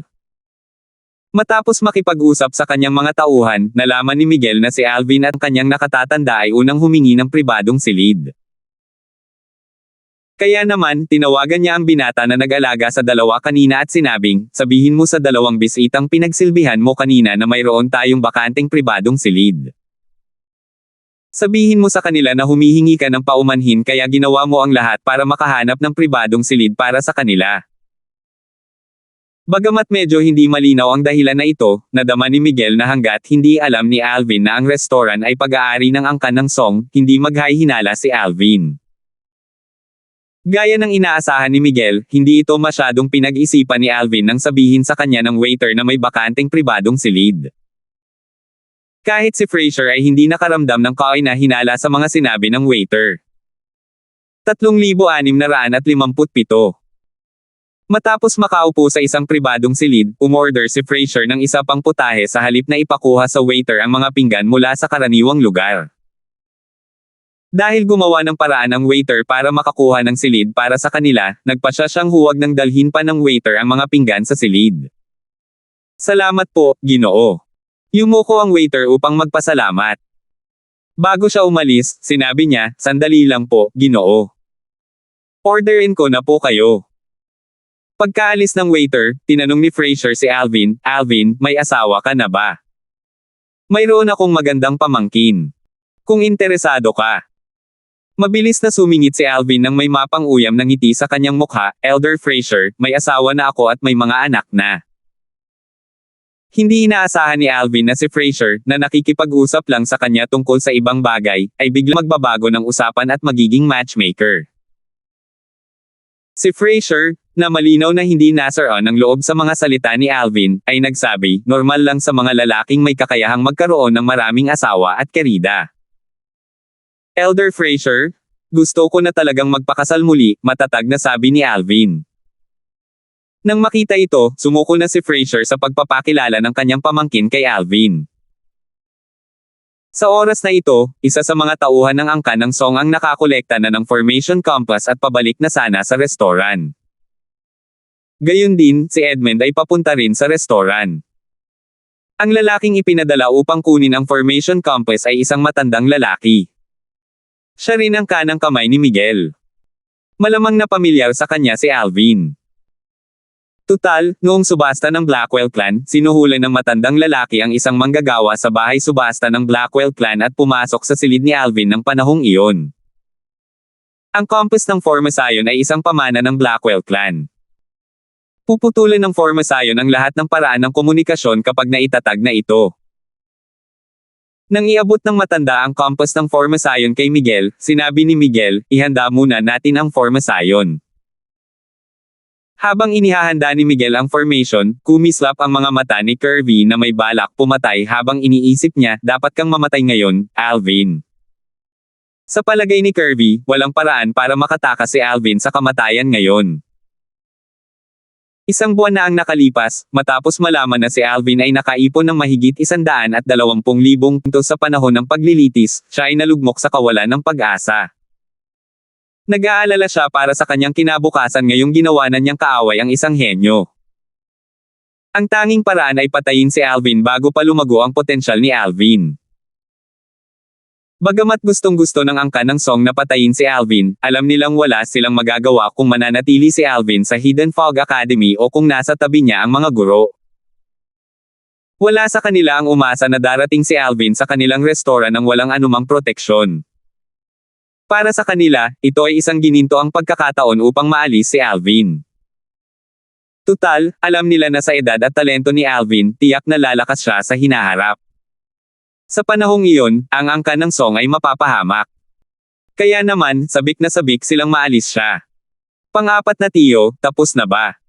Nagliwanag ang mga mata ni Kirby nang makita niyang bumabalik si Miguel. Oo. Tumango si Miguel nang nakangiti bago nagtanong, nasaan ang mga kasama mo? Hindi naman sila umalis, di ba? Hindi. Umiling si Kirby. Iniwan ko sila sa kwarto kung saan tayo kumain kanina. Hindi ko sinabi sa kanila ang tungkol sa plano natin. Sinabi ko lang na may aasikasuhin ako at sinabihan ko silang hintayin ako doon. Magaling. Tumango si Miguel. Malupit na nagningning ang kanyang mga mata habang sinasabi, kailangan na lang nating hintayin ang tulong ng iyong ama sa pagbuo ng isa pang formasayon.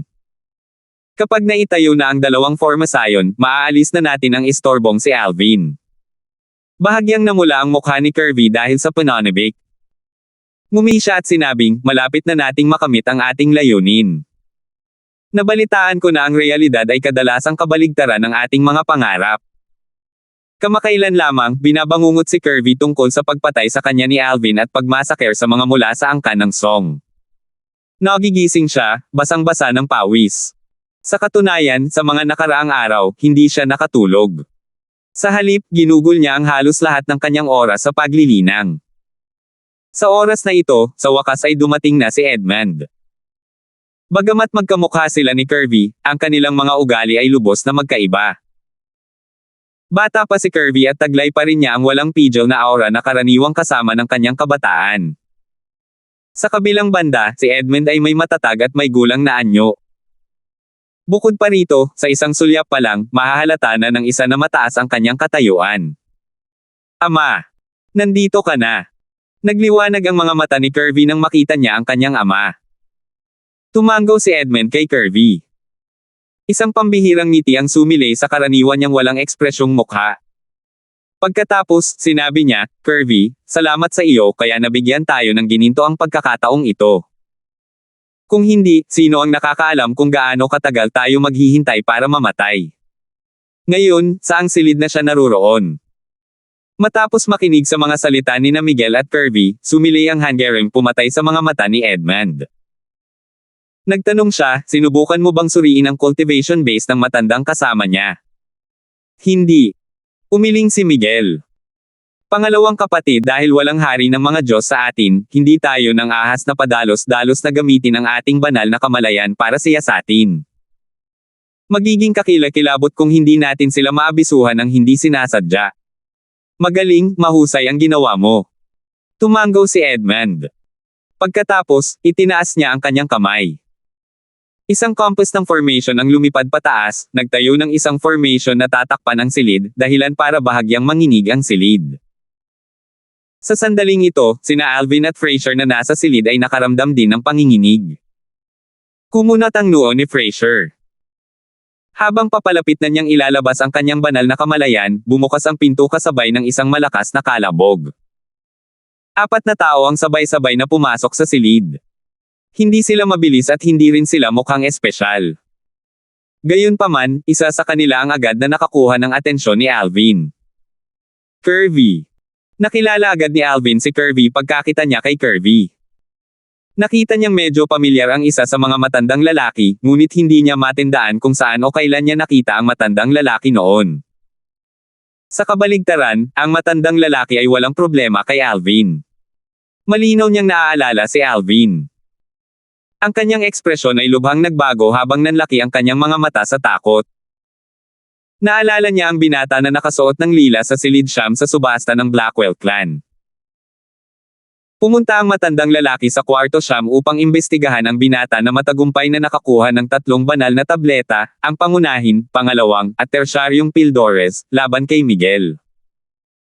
Plano ni Miguel na maghayganti mula sa binata na nakasuot ng lila noong panahong iyon dahil binaliwala ng binata na nakasuot ng lila ang kanyang katayuan bilang pang-4 na guro ng angkan ng Song. Naalala ng matandang lalaki na nakita niya ang dalaga at ang magandang babae sa silid. Noong una, hindi niya pinansin ang dalaga o ang magandang babae. Napagtanto lamang niya na ang magandang babae ay isang Panginoon ng mga Diyos nang muntik na nitong mapatay si Gordon, isang maunlad na hari ng mga Diyos mula sa 10,000 Devil Sect dahil sa pagiging bastos sa dalaga. Dahil doon, halos lahat ay napagtanto na ang dalaga ay nagmula sa isang makapangyarihang puwersa. Matapos umalis ang dalaga at ang magandang babae, maraming tao ang naghanap sa binata na nakasuot ng lila sa pag-asang magkaroon ng koneksyon sa kanya.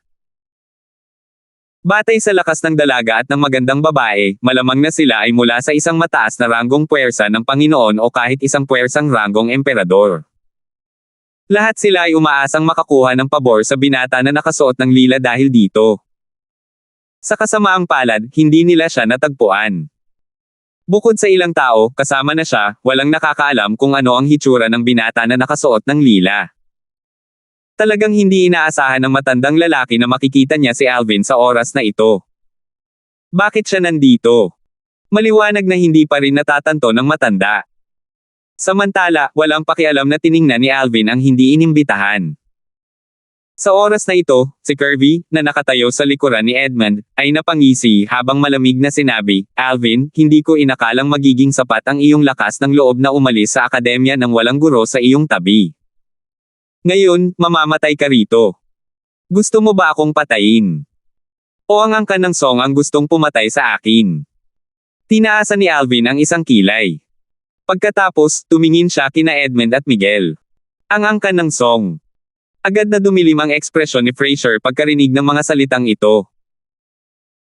Hindi ko akalain na ang mga tao ng angkan ng Song ay nang-ahas na tangkaing patayin si Alvin sa harap ng isang inner elder ng Hidden Fog Sect. 3,658. Ikaw ba si Alvin? Tanong ni Edmund.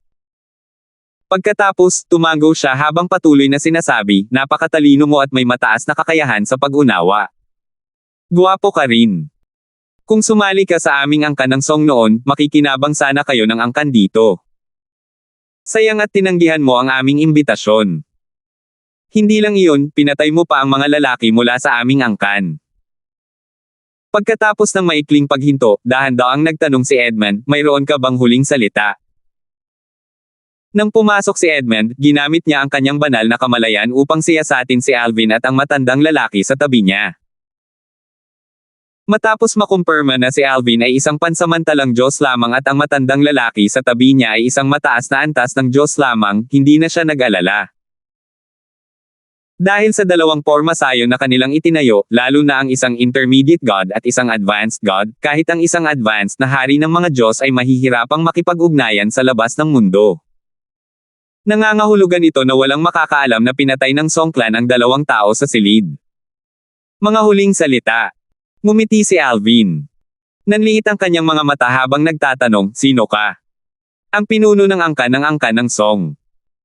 Bago pa makapagsalita si Edmund, ang kanyang anak na si Kirby ay napangisi. "Alvin, siya ang aking ama. Si Edmund, ang pangalawang master ng angkan ng Song. Ang taong ito ay si Miguel, ang aking pang-apat na tiyuhin at ang pang-apat na master ng angkan ng Song." Tiningnan ni Alvin ang dalawang lalaking nasa katanghaliang gulang bago niya itinoon ang tingin kay Miguel. Ngumiti siya ng mapanokso. Matagal na niyang nakilala si Miguel noong subasta ng Blackwell clan. Nagbid siya laban kay Miguel para sa primary, secondary, at tertiary pills at nanalo. Edmund. Miguel. Ngumisi si Fraser, na nakaupo sa tabi ni Alvin. Talagang matapang ang angkan ng Song, no? Hindi pinansin ni na Edmund at Miguel si Fraser. Sa kanilang paningin, isa lamang siyang walang kwentang nakatatanda ni Alvin, isang maunlad na Diyos. Madali nilang mapapatay ang isang taong tulad niya. Matagal nang naging hari ng mga Diyos si Edmund noong mga unang taon niya habang si Miguel ay matagumpay na nakalusot ilang araw na ang nakalilipas at naging isang panimulang hari ng mga Diyos. Kaya ikaw ang pangalawa at pang-apat na masters ng Song clan.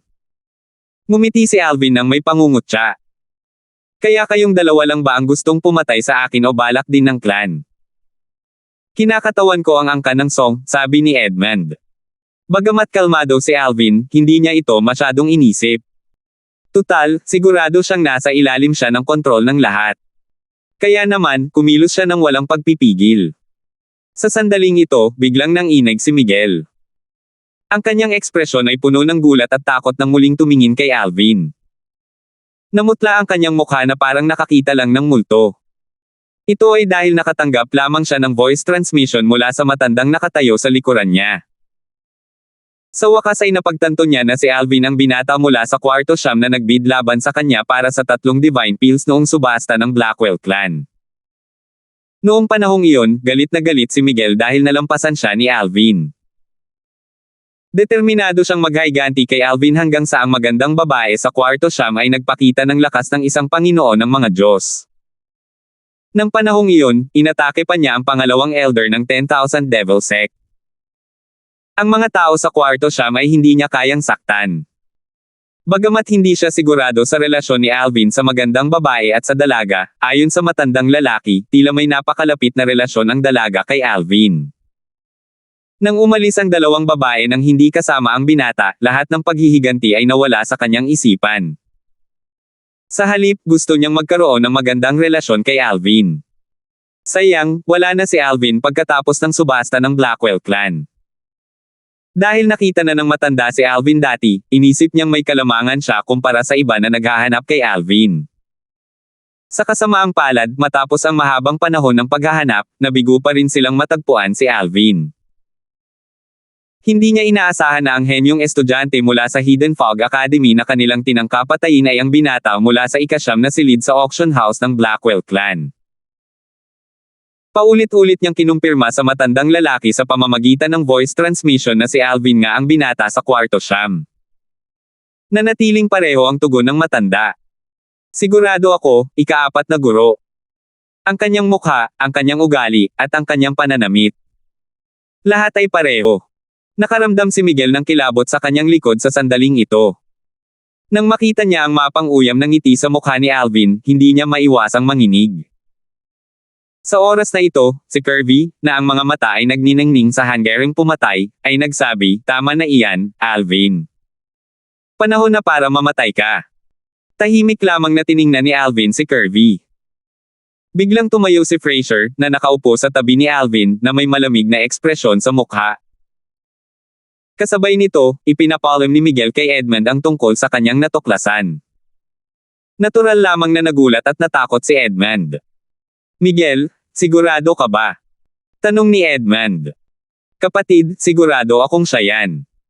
Ano na ang dapat nating gawin ngayon? Siya at ang angka ng Song ay magkaaway na ngayon. Magkunwari ka na lang na wala kang alam," determinadong sabi ni Miguel.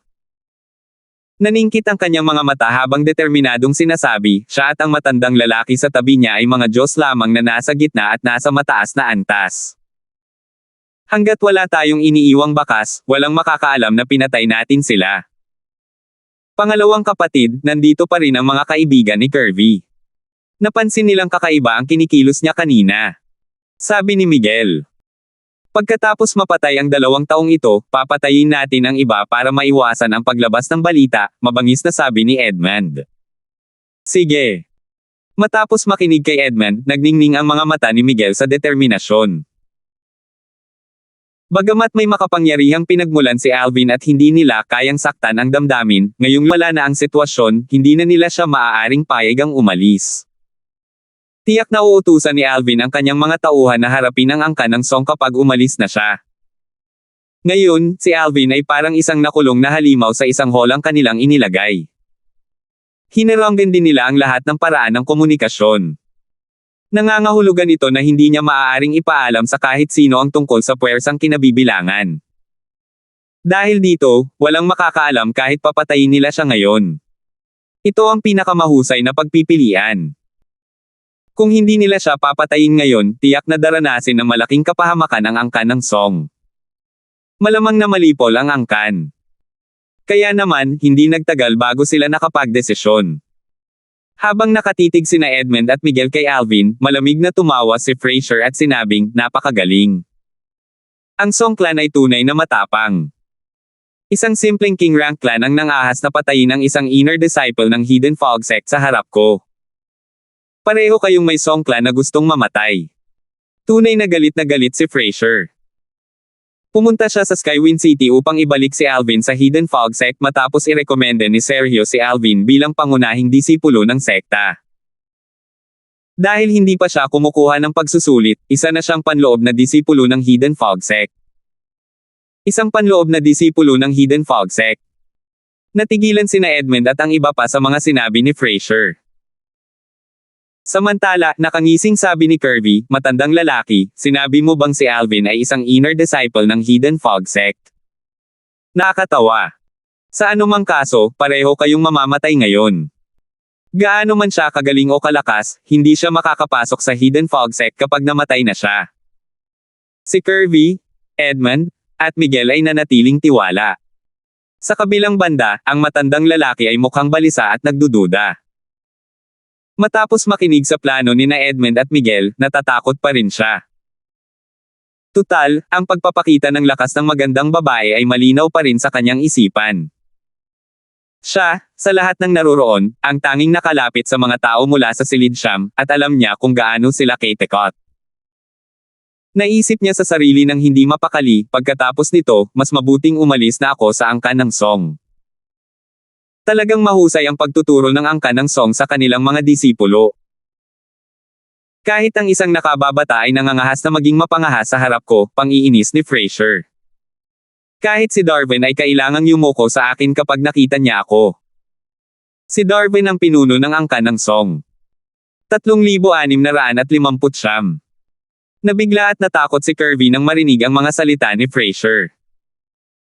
Napaisip siya sa sarili, hindi mapakali, ano ang ibig niyang sabihin na kailangan ng tiyuhin ko na maging magalang sa kanya. Sa kabaligtaran, si Edmund ay tumawa nang may paghamak nang marinig ang mga salita ni Frasier.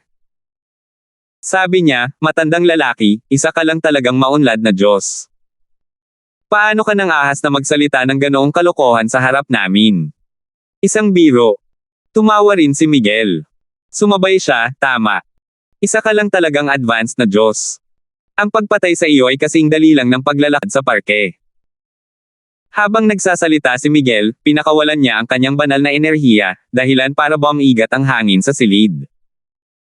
Ang banal na enerhiya ng isang hari ng mga Diyos ay ibang-iba sa mga Diyos. Bahagyang nanliit ang mga mata ni Alvin. Bahagya siyang nagulat. Hindi ba't isa siyang advanced na Diyos? Ang kanyang banal na enerhiya ay hindi katulad ng sa isang advanced na Diyos. Nakalusot ba siya kamakailan at naging hari ng mga Diyos? Bago sumali sa Hidden Fog Academy, habang nasa auction house siya ng Blackwell Clan, narinig ni Alvin ang mga taong nag-uusap tungkol kay Miguel, ang ika-4 na master ng Blackwell Clan.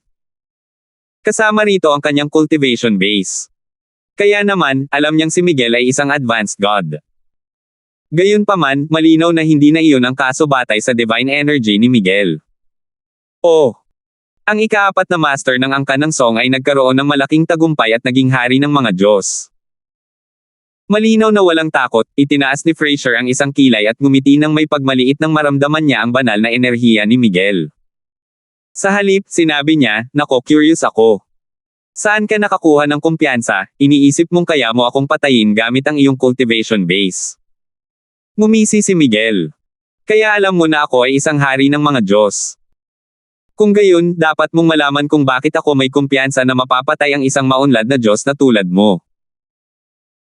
Si Kirby, na nakatayo sa likuran ni Edmund, ay mapang-uyam na nagsabi, matandang lalaki, kung luluhod ka at magmakaawa ngayon, baka iwan ka na lang ng pang-4 kung tiyuhin na buo ang bangkay pagkatapos kanyang patayin.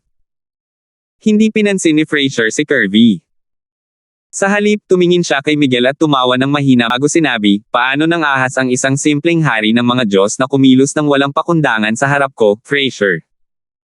Walang reaksyon si Miguel sa mga sinabi ni Frasier. Gayunpaman, bahagyang kumunat ang noo ni Edmund. Naisip niyang pamilyar ang pangalang Fraser. Gayunpaman, natatandaan niya kung saan niya narinig ang pangalang iyon dati.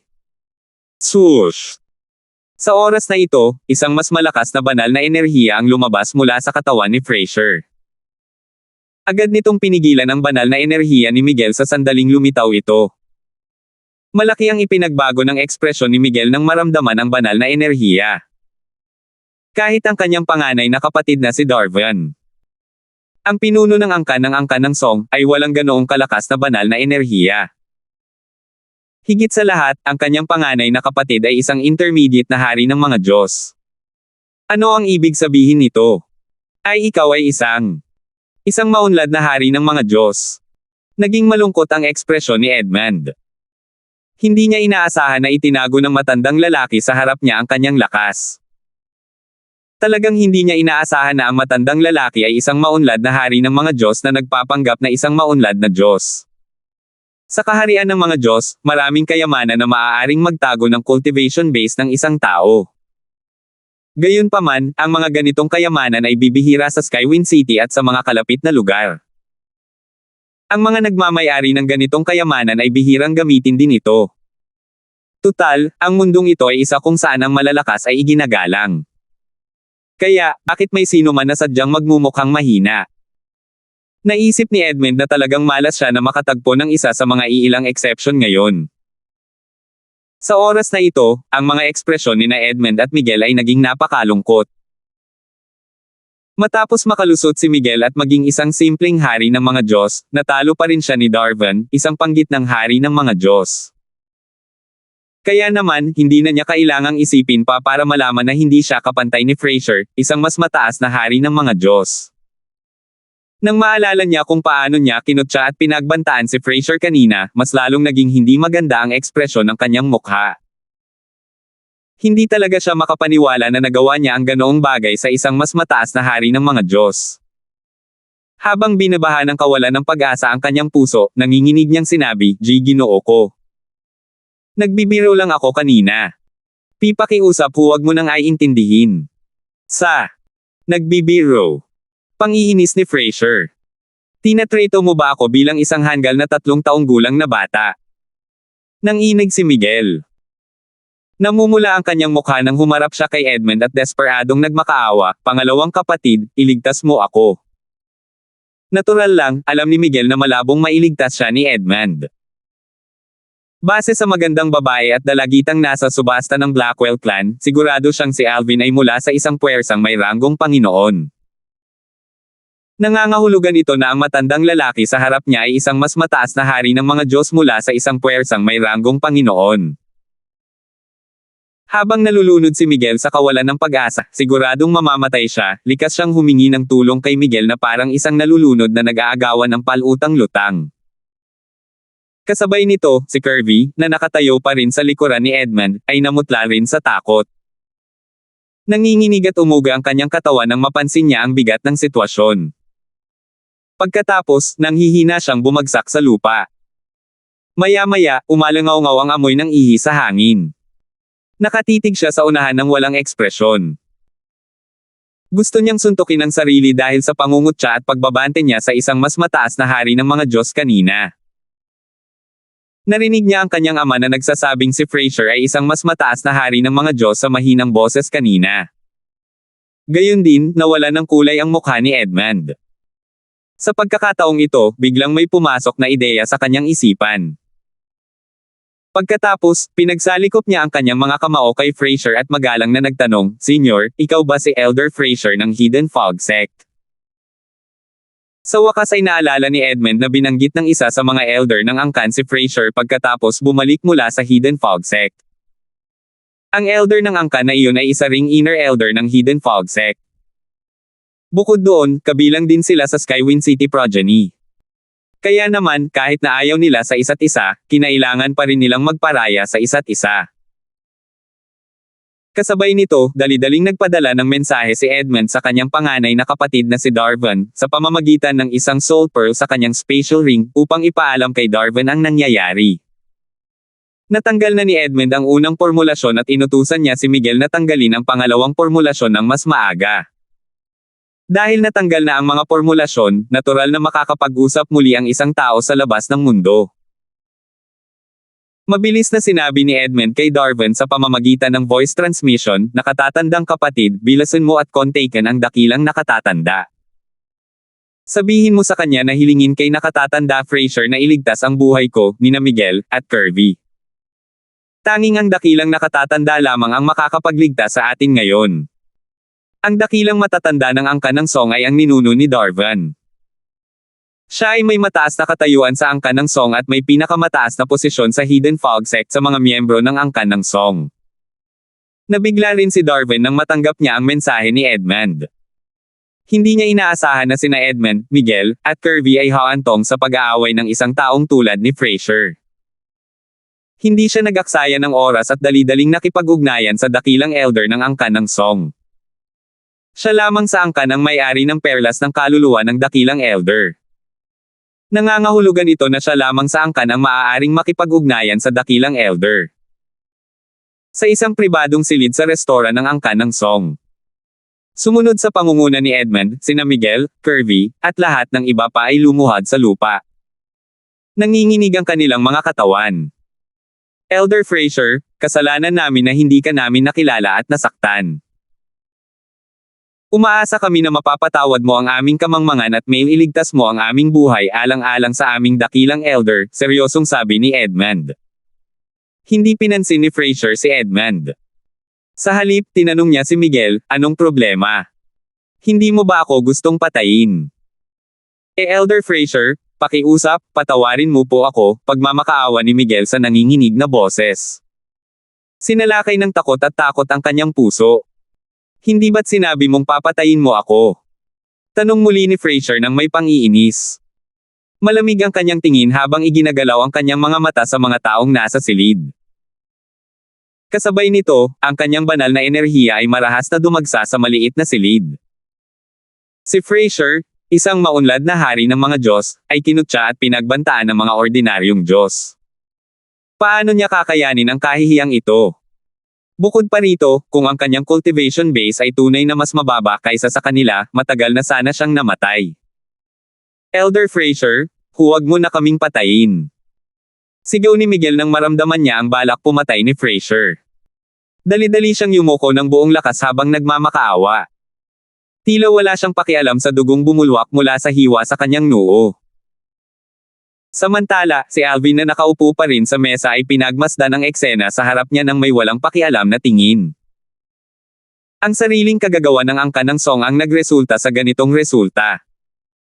Paano nila siya nagawang takutin sa harap ni Fraser, isang inner elder ng Hidden Fog Sect?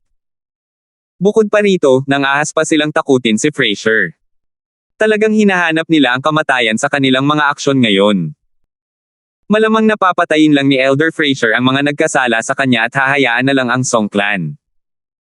Malamang na magiging maayos ang Song Clan. Tutal, kahit pa magpatotoo si Elder Fraser laban sa kanila sa kanilang pagtatangkang patayin ako, malamang na hindi kikilos ang Hidden Fog Sect laban sa Song Clan para sa isang inner disciple na tulad ko. Kahit isa akong core disciple, hindi pa rin kikilos ang sekta hanggat walang konkretong ebidensya.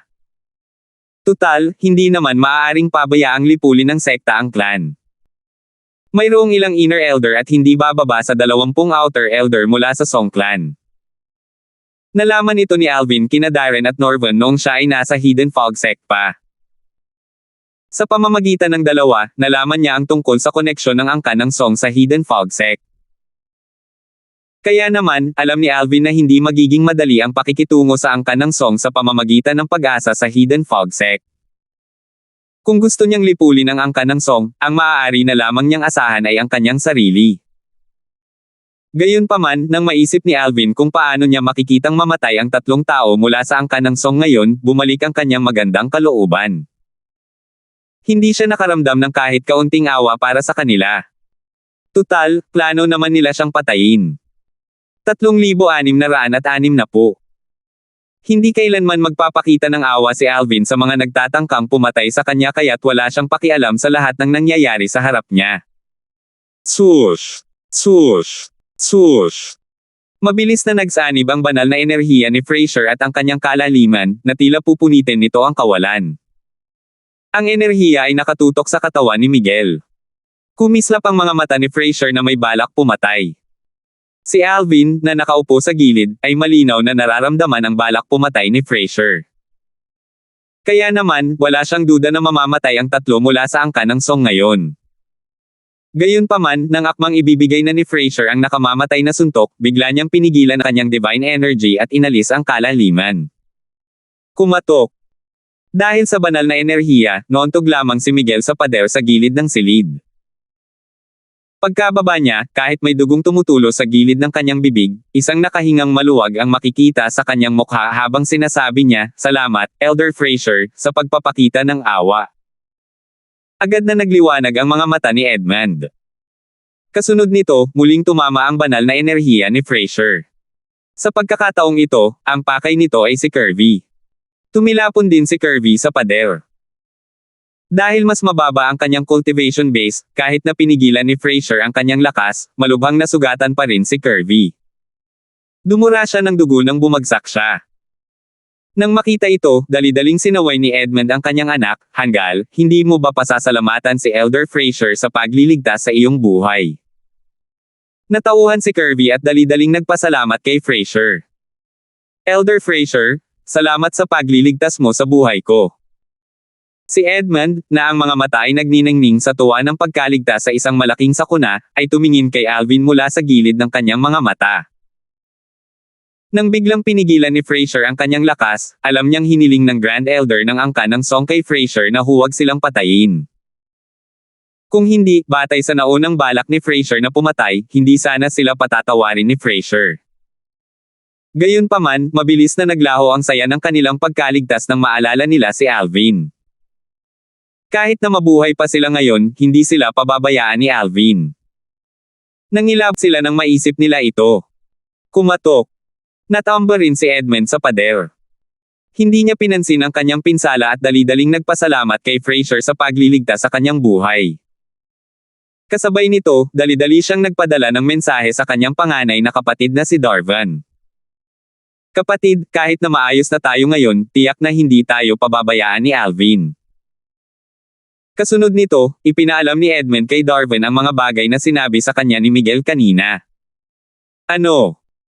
Nang malaman ni Darwin na si Alvin ang binata na pinaghihinalaan ng lahat na nagmula sa isang pangkat ng Panginoon, o posibleng pangkat ng Emperador, lubhang nagbago ang kanyang ekspresyon.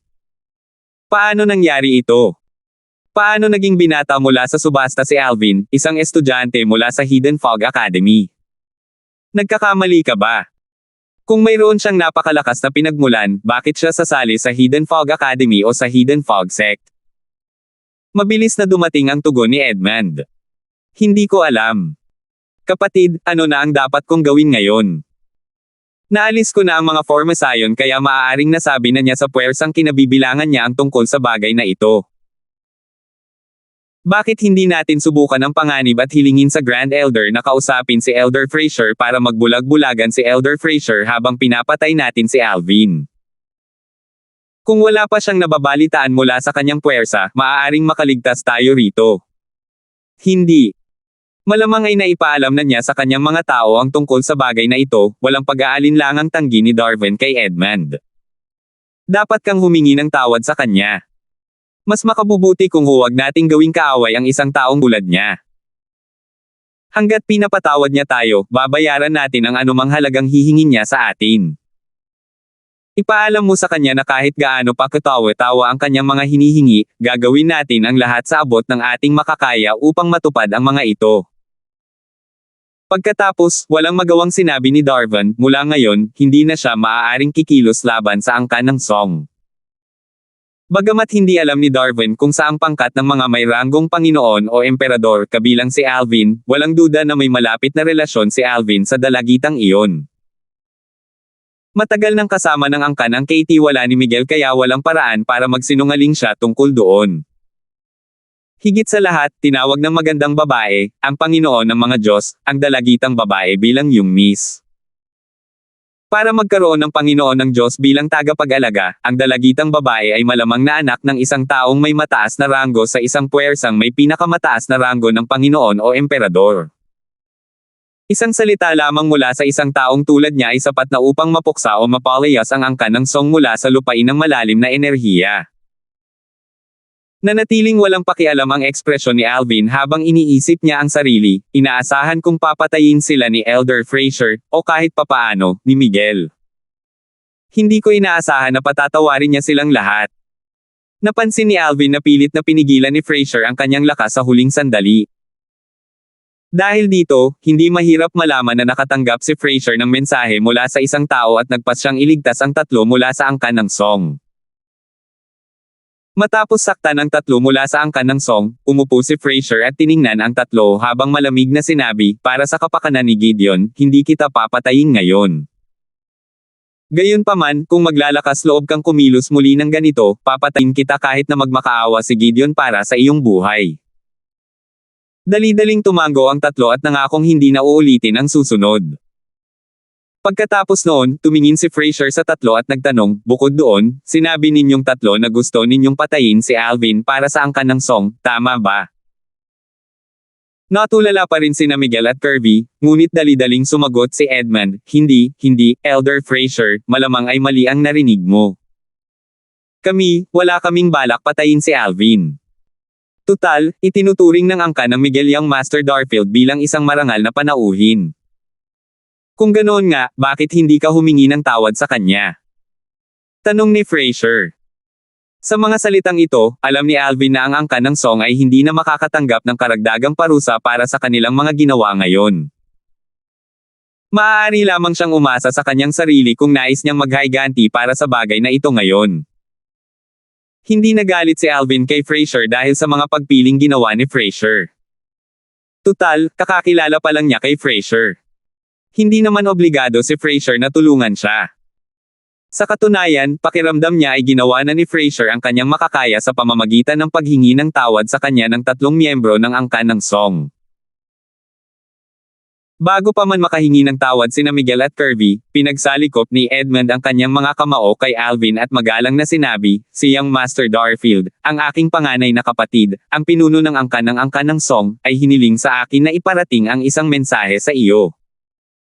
Nais naming pagbayaran ang mga hindi pagkakaunawaan sa pagitan mo at ang aming angkan. Handa kaming magbayad ng anumang halagang hingin mo hanggat kaya namin. Kumunat ang noo ni Kirby. Hindi niya maintindihan kung bakit ganoon na lang kagalang-galang ang kanyang ama kay Alvin. Maging si Frasier ay natigilan sa mga sinabi ni Edmund. Hiniling lamang niya sa kanila na humingi ng tawad kay Alvin. Hindi niya inaasahan na sila ang gagawa ng hakbang para mabayaran si Alvin. Napakayaman ba ng angkan ng song? Sa katunayan, hindi rin ito inaasahan ni Alvin.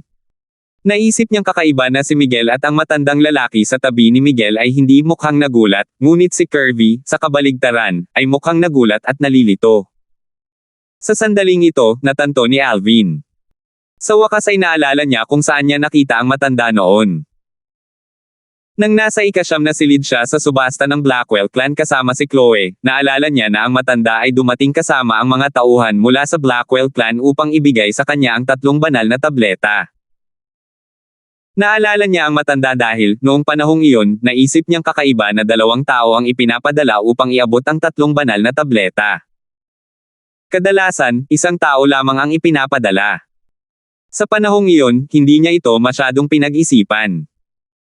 Siguro pinaponte siya ni Miguel sa kwarto siyam noong panahong iyon para imbestigahan ako dahil nalampasan ko ang imbitasyon ni Miguel at napahiya siya. Alam ni Alvin na galit si Miguel matapos niyang matagumpay na makuha ang 3 banal na tableta.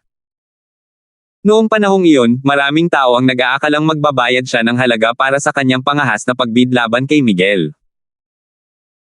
Gayunpaman, matapos masaksihan ang lakas ng magandang babae at malaman na kasama niyang babae sa ika-9 na silid, alam niyang tinalikuran na ni Miguel ang lahat ng paghihiganti.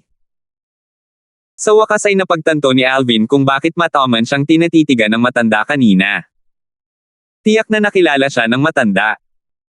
Dahil dito, sa wakas ay nalaman niya kung bakit napakamapagkumbaba ng angkan ng song. Malinaw na natatakot sila kay Chloe at natatakot silang pukawin siya dahil doon. Tutal, nakita ng matandang lalaki si Chloe na nakahawak sa braso niya at tinatawag itong kapatid noong nasa kwarto siya ng siyam. Salamat po at sinamahan ninyo ako, ingat lagi mga master.